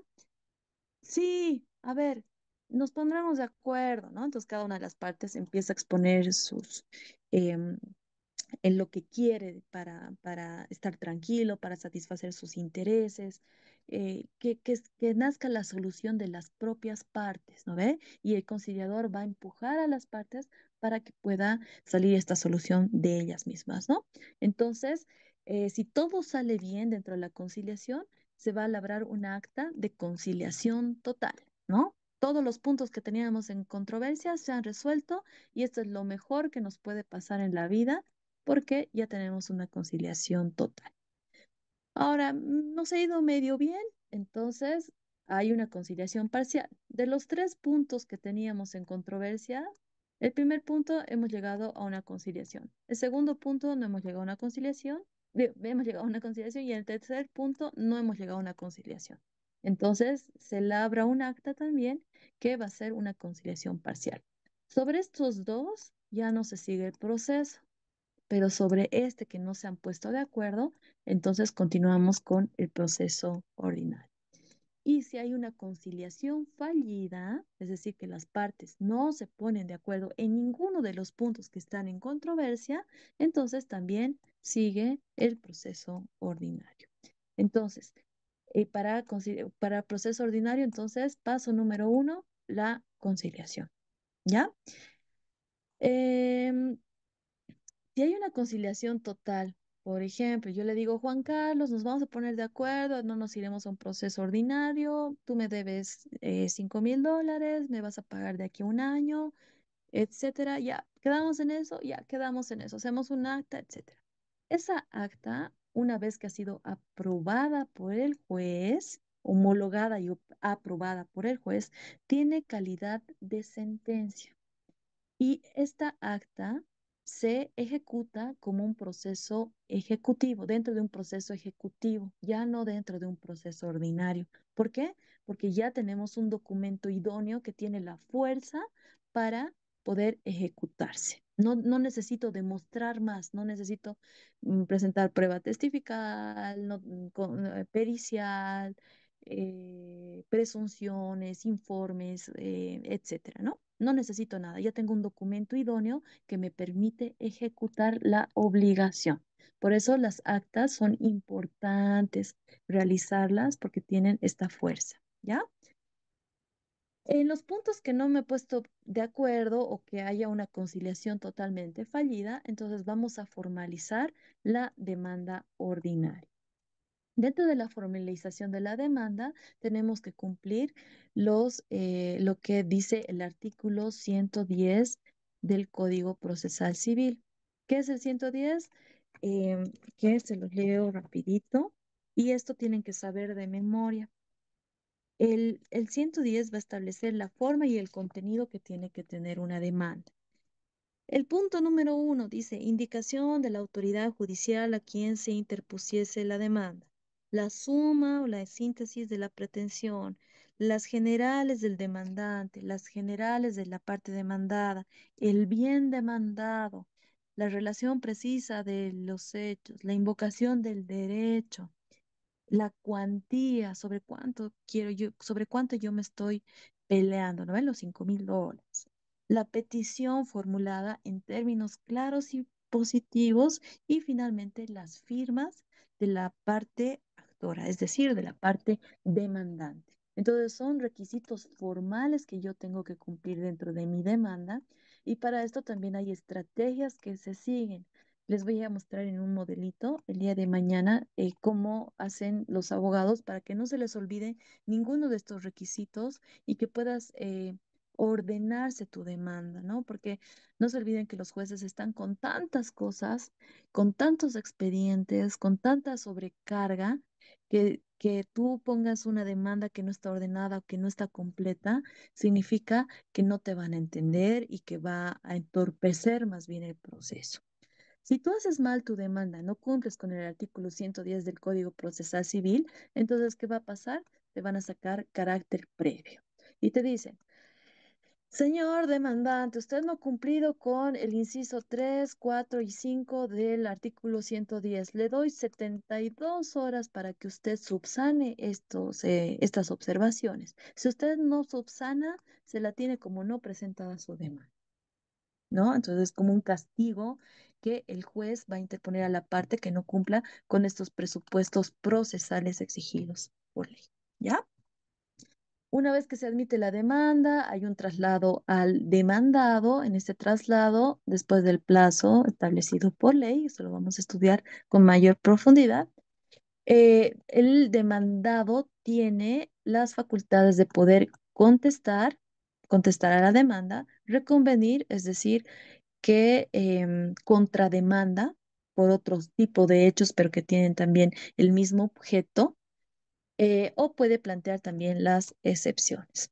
Con estos dos primeros pasos, entonces hay traslados para que la parte demandante también se pueda pronunciar. Ahora aquí, dentro de esta fase escrita, una vez que cumplimos esta fase escrita, se inicia la fase oral. ¿Qué significa la fase oral? Justamente las dos audiencias que se reconocen dentro del proceso ordinario. La primera es la audiencia preliminar y la segunda es la audiencia complementaria. Cuando ustedes se enfrenten a una audiencia preliminar, tienen que tener absolutamente todo claro, tienen que practicar 100 veces, tienen que generar toda la prueba, tienen que saber por qué están generando la prueba, tienen que saber específicamente cuáles son los puntos que se van a realizar dentro de la audiencia preliminar, cuáles son las actividades propias que se realizan dentro de esta audiencia. Por ejemplo, tenemos en el número 1 la ratificación de la demanda, contestación y reconvención. Es decir, que las partes van a decir, gracias, señor juez, con el uso de la palabra, me ratifico en todo lo expuesto en mi demanda, em, solicitando a las autoridades se tengan en cuenta. Hay algunos abogados que pasan a como resumir su demanda, justamente porque aquí ya vemos en ejercicio el principio de inmediación, ¿no? Es el primer contacto que va a tener el juez con las partes, lo que les decía, es tu oportunidad de convencer al juez, que te mire a los ojos, que tú puedas convencer a través de cómo explicas el conflicto en sí, qué pruebas tú estás presentando, para que el juez ya no esté cansado de leer la, mm, la demanda, puras letras, nada, sino que más bien te escuche y que pueda generar esta convicción que corresponde. ¿Ya? Igual pasa con la contestación y reconvención de la otra parte. O sea, en un plano de igualdad y transparencia va a escuchar a ambas partes. Ahora, vemos la alegación de nuevos hechos. Pueden haber nuevos hechos hasta sustentada generada, perdón, la audiencia preliminar durante esta fase escrita, se han podido generar nuevos hechos que son relevantes para el proceso en sí. Entonces, es tu oportunidad de presentar al juez y decirle, señor juez, por si acaso ha pasado esto más, téngase en cuenta para el momento de dictar sentencia. Luego, aquí vamos a hablar de la recepción de prueba, pero para excepciones, ¿no? Aquí vemos que las excepciones son importantes de tratarse. ¿Por qué? Porque, ¿cuál es la razón de ser de las excepciones? Es que se detenga el proceso. Es decir, no, señor juez, este proceso no puede seguir porque usted es incompetente para conocer la causa. Usted es juzgado laboral y esta causa tiene la materia en un juzgado civil, ¿no ve? Entonces, obviamente se tiene que resolver este tipo de excepciones en esta instancia para evitar algún tipo de nulidad posterior, ¿no? Y las excepciones tienen un punteo de excepciones que tú puedes invocar dentro de un proceso ordinario. Y estas las van a encontrar en el artículo 363 del Código Procesal Civil. ¿Ya? Después que el juez escuche qué pruebas tienes respecto a las excepciones, va a resolver las excepciones en esta audiencia preliminar, ¿no? Después, este punto, queridos estudiantes, es la clave de todo el proceso ordinario. ¿Por qué? Porque va a fijar definitivamente el objeto del proceso. Es decir, va a marcar la cancha, va a decir, el proceso versa sobre esto y esto. Entonces, sobre estos puntos, tú me tienes que demostrar a través de pruebas que tienes la razón. Entonces, no hay más que esto. Ese punto 6 es el punto estrella donde ya está marcada la cancha para ambas partes y tendrán que usar todos los medios de prueba, los fundamentos en derecho para probar sus pretensiones. Y aquí también se habla sobre el diligenciamiento de la prueba, es decir, qué prueba se va a reproducir. Y si no alcanza la reproducción de la prueba, entonces vamos a una audiencia complementaria. Es decir, vamos a complementar la prueba presentada y que sea relacionada al objeto del litis. Vamos a tener los alegatos finales y finalmente vamos a tener una sentencia, ¿no? En la audiencia complementaria ya se dicta sentencia por si acaso aquellos estudiantes, ¿no?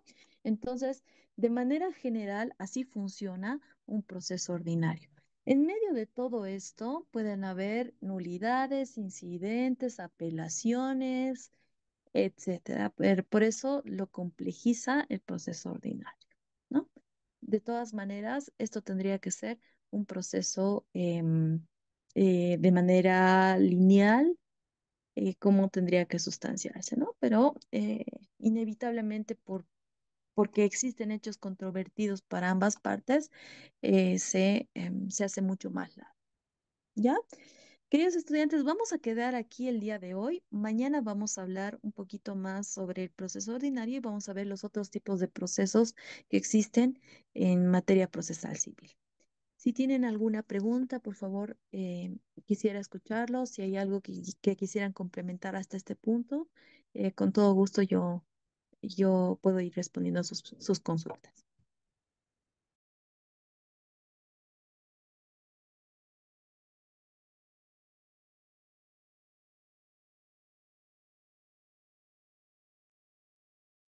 Sí, si no hubiera, Doctora, buenas noches. Gloria Huanca. Doctora, si me escucha, usted decía que hay momentos para presentar las apelaciones, los incidentes.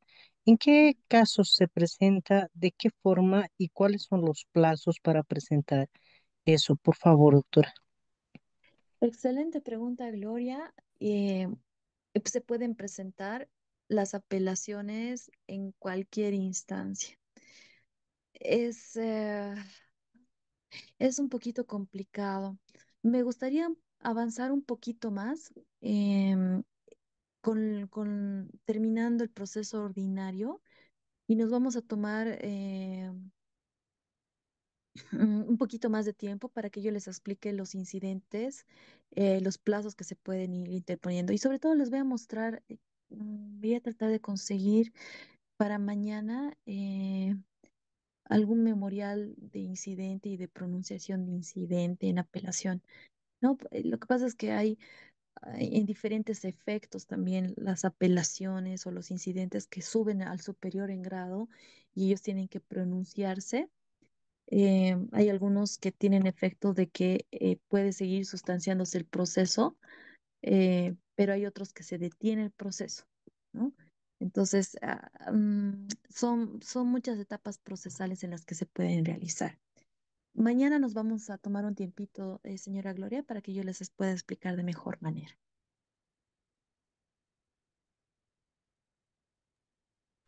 Ya está bien, doctora. Y lo otro que le quería preguntar es, hemos Ujú, empezado las clases a las 7 ujú. y solo una hora y media pasamos esta noche porque con los otros docentes teníamos un poquito más prolongado. Eso, doctora.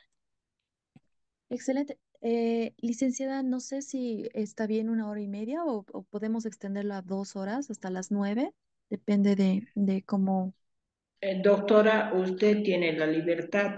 Si usted desea, puede continuar, no hay ningún Ujú. problema. O si usted ve, puede, es decisión de usted, es libertad de usted, licenciada. Doctora, no tenemos ningún problema nosotros.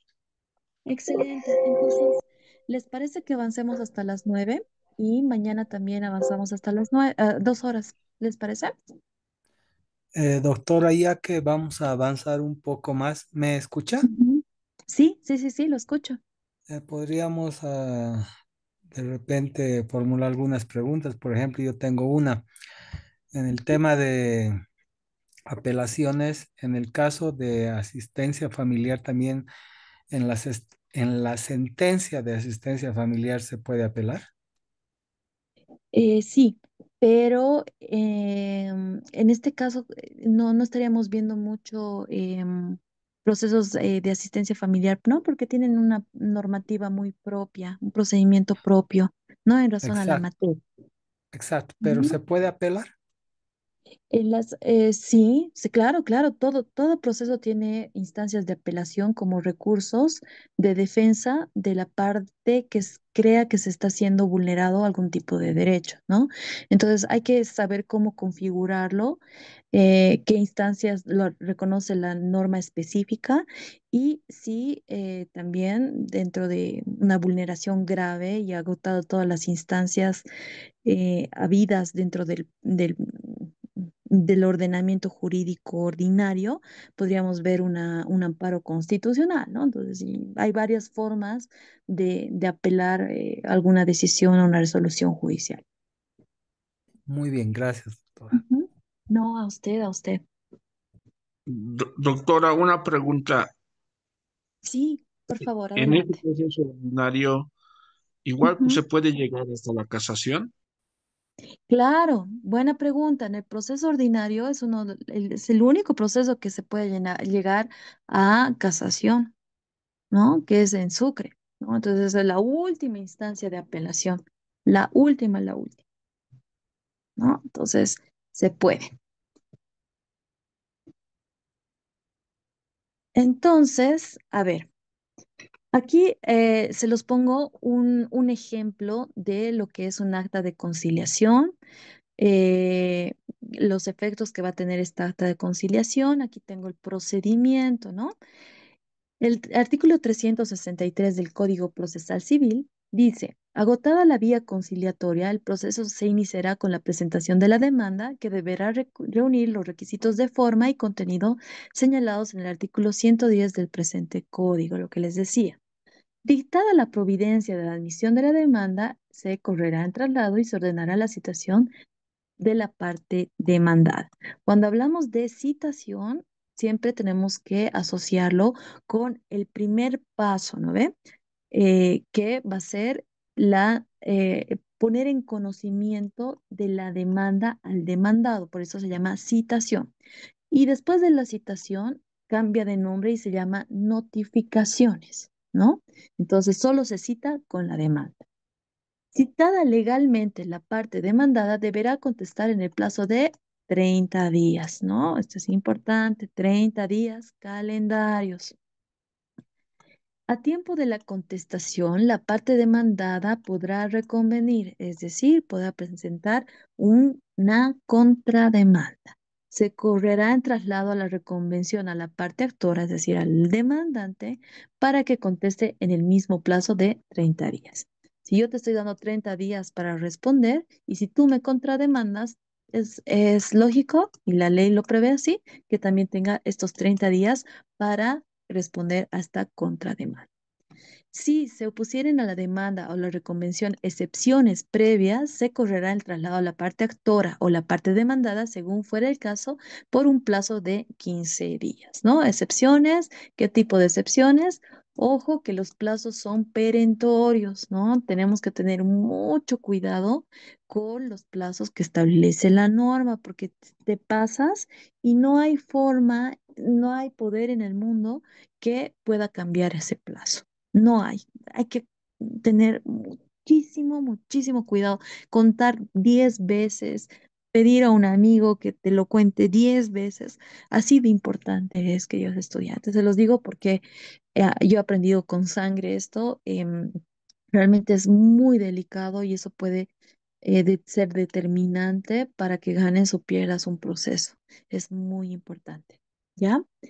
Doctora, Transcurrido en los... Sí, doctora, una pregunta. En por este favor, sí. tema de los plazos, o sea, Ujú, en todas las demandas que se hace, te ujú. ponen plazos en horarios, ¿no ves? O días que tienes que responder y si no cumples esto ya perdiste, ¿no? Correcto, correcto. Y hay un artículo en el Código Procesal Civil que habla de los plazos procesales, ¿no? Cuándo se computan días hábiles y cuándo se computan días calendarios. Cuando es más de 15 días son días calendarios, menos de 15 días son días hábiles, ¿no? De todas maneras, eso hay que revisar si existe alguna disposición específica que te diga, ojo, que son este plazo días hábiles, incluso en las resoluciones. El estilo de muchos jueces es también poner estos días bien claritos para que no genere ningún tipo de confusión en las partes o que pueda también generar algún tipo de incumplimiento por alguna de las partes, ¿no? Entonces, es importante revisar estos plazos procesales, ¿ya? Entonces aquí los memoriales, se los acabo de leer, el artículo 110 va a hablar sobre la forma y el contenido de la demanda. Esto, vayan siempre viendo que se cumpla con todos estos requisitos sin que les falte absolutamente nada. Muchos abogados les decía que tienen esta listita y a partir, esto lo ponen como un título y en este título desarrollan todo el contenido, ¿no? Y eso lo hacen con cada uno de los puntos, de manera que siguen o sea, de forma sistemática y ordenada para que el juez no les pueda sacar ningún tipo de carácter previo, lo cual va a seguir dilatando el proceso y además que hay el riesgo de que te lo rechacen o te lo tengan como no presentado, ¿no? Lo cual sería grave. ¿Tú cómo puedes explicar a tu cliente, por ejemplo, que te ha rechazado el juez tu demanda, ¿no? Eso sería grave.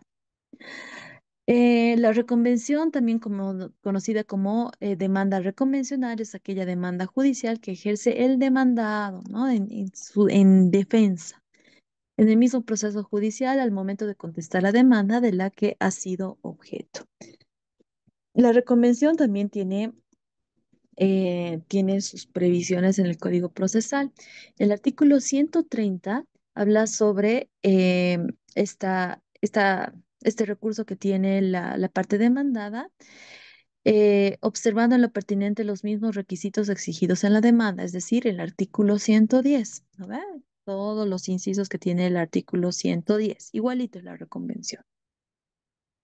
Fuera de esta oportunidad, no podrá deducirla. Es tu única oportunidad dentro de los 30 días que desde el momento que te han citado, tú tienes 30 días para reconvenir, quedando a salvo su derecho para hacerlo valer en proceso distinto, ¿no? Entonces, si tú tienes una contrademanda y no la has podido realizar dentro de la misma demanda donde te han demandado, parece un juego de palabras, disculpen, entonces puedes iniciar un proceso ordinario por esos hechos que tú alegas, ¿no? Entonces ya se verá y se sustanciará en ese mismo proceso.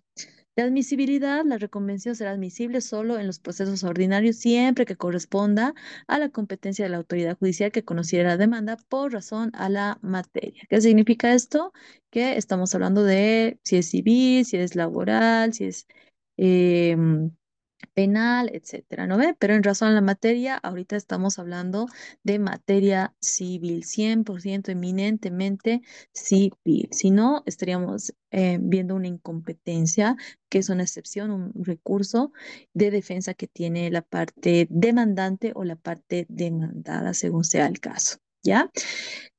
Miren, la reconvención solo será admisible en procesos ordinarios, es decir, que no va a ser admisible en procesos ejecutivos, en concursales, en coactivos, ejecuciones de sentencia, etcétera. Solo va a ser admisible en procesos ordinarios.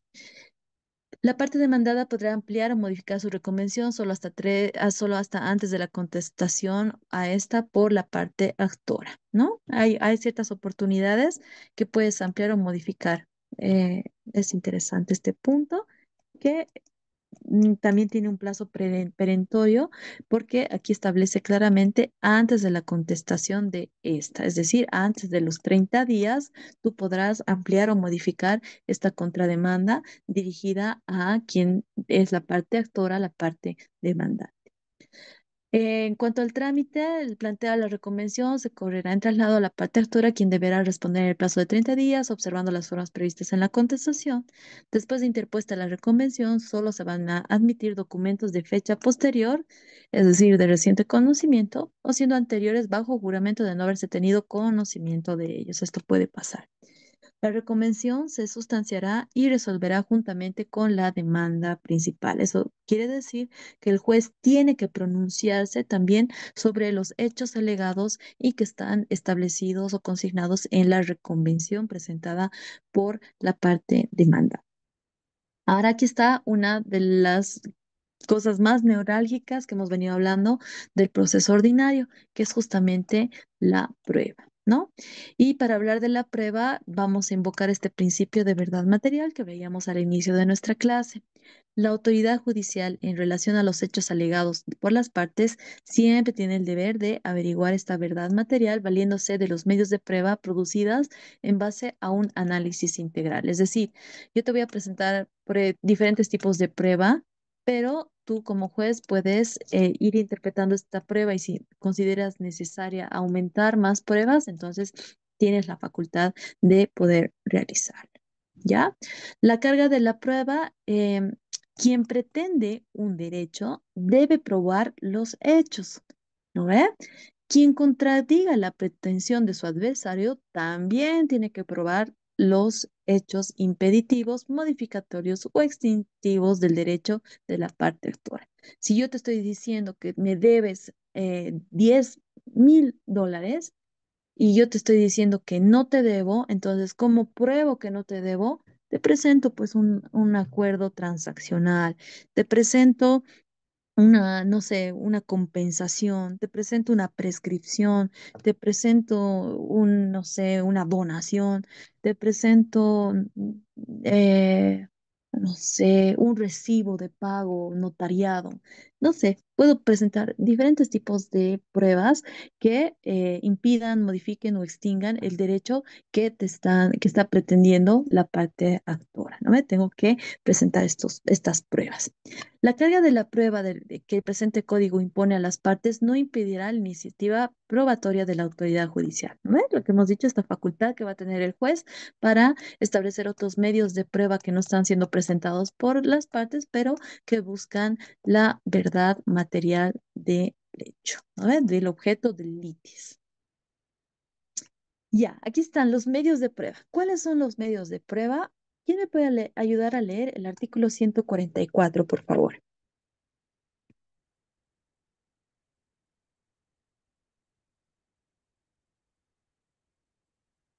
Por favor, adelante, Quiroga. Artículo 144. Medios de prueba.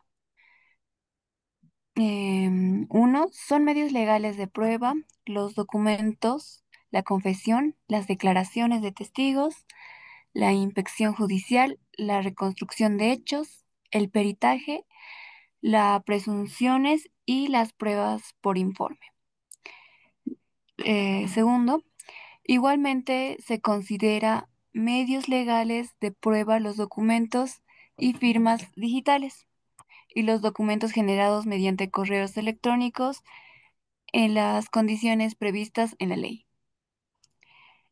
Tercero, las partes pueden valerse de cualquier otro medio de prueba no prohibido, no prohibido expresamente por la ley y que consideren conducentes a la y que se consideren conducentes a la demostración de sus pretensiones. Estos medios se promoverán y evacuarán aplicando por analogía las disposiciones relativas a los medios de prueba semejantes contemplados en el presente código y su defecto en la forma que disponga la autoridad. Excelente, muchísimas gracias. No, entonces aquí ya tenemos cuáles son estos medios de prueba que hemos venido hablando, que son importantísimos, ¿no? Documentos, confesiones, declaraciones de testigos, inspecciones judiciales, reconstrucción de los hechos, peritaje, presunciones, y prueba por informe. Aquí también intervienen estos documentos y firmas digitales por correo electrónico en las condiciones previstas por ley. ¿Qué significa? Que existen, por ejemplo, la ley de telecomunicaciones que te dice cuáles son los documentos válidos digitales que pueden generar obligaciones para las partes, ¿no? Y que si las partes han establecido ese medio de comunicación oficial o que haya una efectiva forma de verificar la recepción de algún documento. Entonces, dentro de estas condiciones, sí se toman como pruebas válidas, ¿no? Y esto también se los pongo como algo muy importante y ahí viene la pericia de nosotros los abogados. Tenemos que encontrar todo otro medio de prueba que nos sirva para demostrar la pretensión que estamos alegando en nuestra demanda o en nuestra reconvención o en nuestra contestación. Depende de qué lado estemos, pero es importante que en ese punto nos sentemos con nuestro cliente, hablemos, desmenucemos, veamos detalles, indaguemos más, hagamos consultas, nos entrevistemos con otras personas, hagamos el papel de investigadores justamente para determinar todos estos medios de prueba que me van a servir em, como una parte de mi demanda. Les digo una parte porque otra parte fundamental es la invocación de la norma, ¿no ve? Hechos más norma igual a resultado positivo, ¿no ves? Si tú sabes unir estos dos, de subsumir un hecho a una norma, entonces estás realmente en buen camino y vas a conseguir buenos resultados, ¿no? Entonces, aquí cualquier otro medio que tú puedas proponer y que no esté expreso, prohibido, entonces puede ser tenido dentro de este tipo de proceso, ¿ya? Entonces, para cada uno de estos procesos, para cada uno de estos medios de prueba, existen previsiones contenidas en el Código Procesal Civil. Por ejemplo, esta prueba documental, que es la más conocida, ¿no ve? Los documentos. La prueba documental será presentada por la parte a quien interesa o cuando la autoridad judicial así lo requiriere, en los casos en que la ley o la naturaleza de los hechos lo precisase. Los documentos serán presentados en originales. Si se tratase de fotocopias legalizadas, deberán guardar fidelidad con el original acreditada por la servidora o el servidor público autorizado que tenga el original en su poder. En caso de duda, deberá exhibirlo. Documentos públicos otorgados en el extranjero debidamente legalizados ante tan, tan, tan, tan, tan. Y bueno, a lo que voy es que estos documentos en general se presentan en originales. Si tú no puedes presentar en originales, tienes que presentar fotocopias legalizadas, pero para las fotocopias legalizadas tiene que seguirse un procedimiento interno, ¿no? Que la instancia que ha emitido este documento de fe que existe ese documento en original y para eso tiene que haber un sello, una firma, una legalización que constate esta veracidad de este documento. Si no lo constata o si se está falsificando, esto ya podríamos ver como una nulidad y también como un delito penal, ¿no? Entonces, las copias legalizadas conllevan una responsabilidad. Depende de cómo vamos a generar estas fotocopias legalizadas. Puede ser a través de una autoridad pública que esté en una instancia pública, les digo, impuestos nacionales o les digo el CEPREC, o les digo, no sé, o también puede haber instancias privadas, ¿no? Una universidad o, no sé, una empresa privada que tengan documentos que yo necesite para probar dentro de mi proceso, ¿no? Entonces, hay diferentes formas de poder obtener estos documentos según el caso que se requiera o en dónde se encuentran físicamente estos documentos. Y no solamente de cómo pedirlos, sino que cómo insertarlos dentro de nuestro proceso para que el juez los tenga como válidos y que también se pueda pronunciar sobre esta prueba. Aquí se los pongo en cumplimiento al artículo 111. Adjuntamos la siguiente documentación en la presente demanda, la cual pedimos se tenga ofrecida en calidad de prueba, ¿no? Entonces aquí, ¿cuáles son los documentos? Cédula de identidad, copia legalizada de un poder, fotocopia legalizada de una escritura, una fotocopia legalizada de otra escritura, bla, bla, bla, bla, bla, bla. Y cuando hablamos de escritura pública, ¿quién ha dado esta fotocopia legalizada? Va a ser una autoridad notarial, ¿no ve? Que es hay el código la ley del notariado.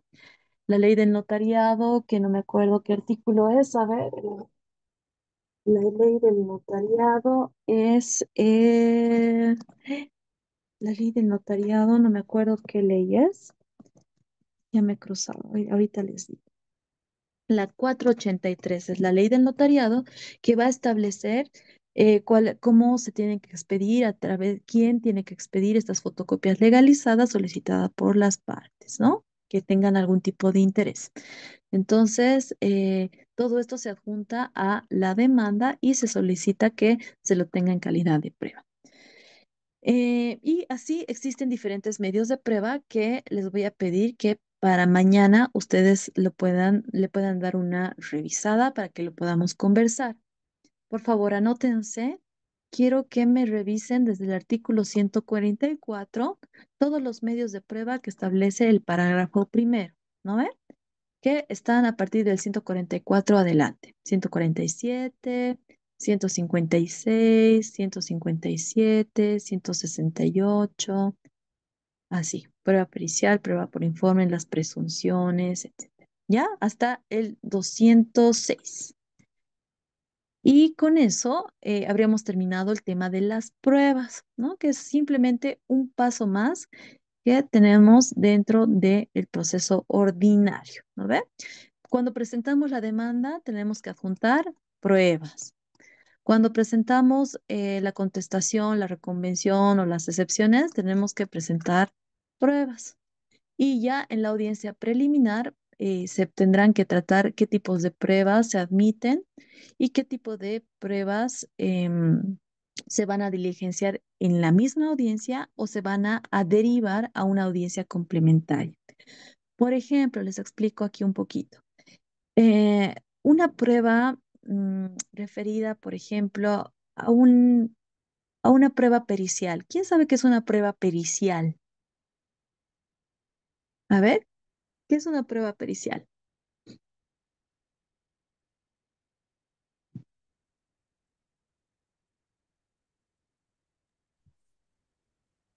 Ah, más o menos es donde expertos en el tema intervienen para poder llegar a una conclusión.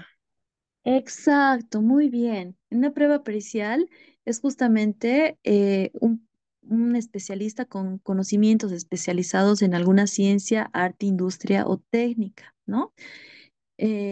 Justamente que van a intervenir a través de un informe, algún estudio sobre el proceso, el objeto de litis que va a permitir a la autoridad jurisdiccional tener una convicción de si corresponde o no corresponde, ¿no ve? Hay cierto tipo de situaciones que vamos a necesitar una prueba pericial, un especialista en algo que nos diga eh, que nos explique sobre algún punto que puede ser muy técnico, ¿ya?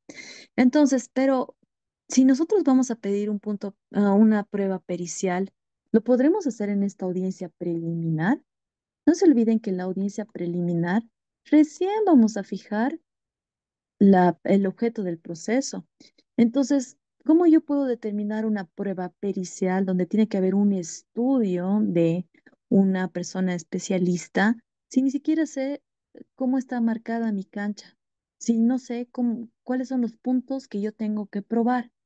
Entonces, por ese tipo de prueba, por ejemplo, se tiene que derivar a una audiencia complementaria, ¿no? Pasa un tiempo y en este tiempo, ahí es donde, por ejemplo, el perito tiene que estudiar, emitir un informe técnico y en esta audiencia complementaria va a tener que leer el informe técnico. Y una vez que lee el informe técnico, van a ser las partes quienes van a preguntar, van a refutar, van a hacer todas las consultas necesarias para que el juez también escuche y pueda llegarse a una determinación correspondiente y esa determinación la hablamos en sentencia. ¿Ya? Pero hay otro tipo de pruebas que ya puedo presentar, por ejemplo, en mi demanda. Una prueba documental. Puedo presentar, ¿qué otro tipo de prueba? A ver, puedo presentar. Se los pongo acá. Puedo presentar, no sé, una prueba. Los testigos tampoco puedo presentar. En realidad sería una prueba documental. Sí, hay una confesión, hay declaraciones de testigos que también se hacen en audiencias complementarias, hay una inspección judicial que tiene que ir el juez, tiene que salir del despacho judicial e ir a ver cuáles son los hechos, qué es lo que ha pasado, o sea, que genere una convicción de un acercamiento con la prueba, entonces no se puede realizar en una primera audiencia, ¿no ve? Entonces, hay tipos de pruebas que tienen que generarse sí o sí en una audiencia complementaria. Pero si no hay y si no se ha propuesto, entonces ahí precluye el derecho. O sea, ya no hay más donde nosotros podamos generar más pruebas de las que se dice, ¿no? Esas son las instancias donde debemos aprovechar de presentar toda la prueba pertinente que ayude a demostrar nuestra pretensión.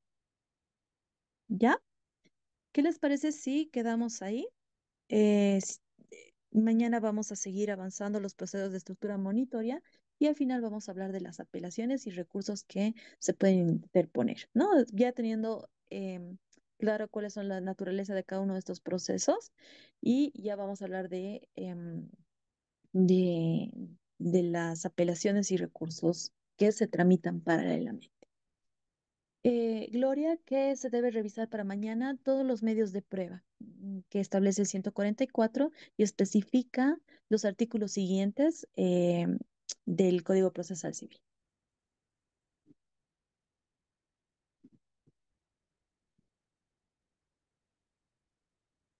¿Listo? Entonces, si tuvieran alguna pregunta, con todo gusto, los escucho. Hasta mañana, doctorita. Bien. Perdón. Perfecto, muchísimas gracias. Entonces, mañana retomamos a las 2 de la tarde. Lisen, con eso yo ya habría concluido. Muchas gracias. Muchas gracias, doctora. Primeramente agradecerle por vernos acompañado hoy en la noche y que tenga buen descanso.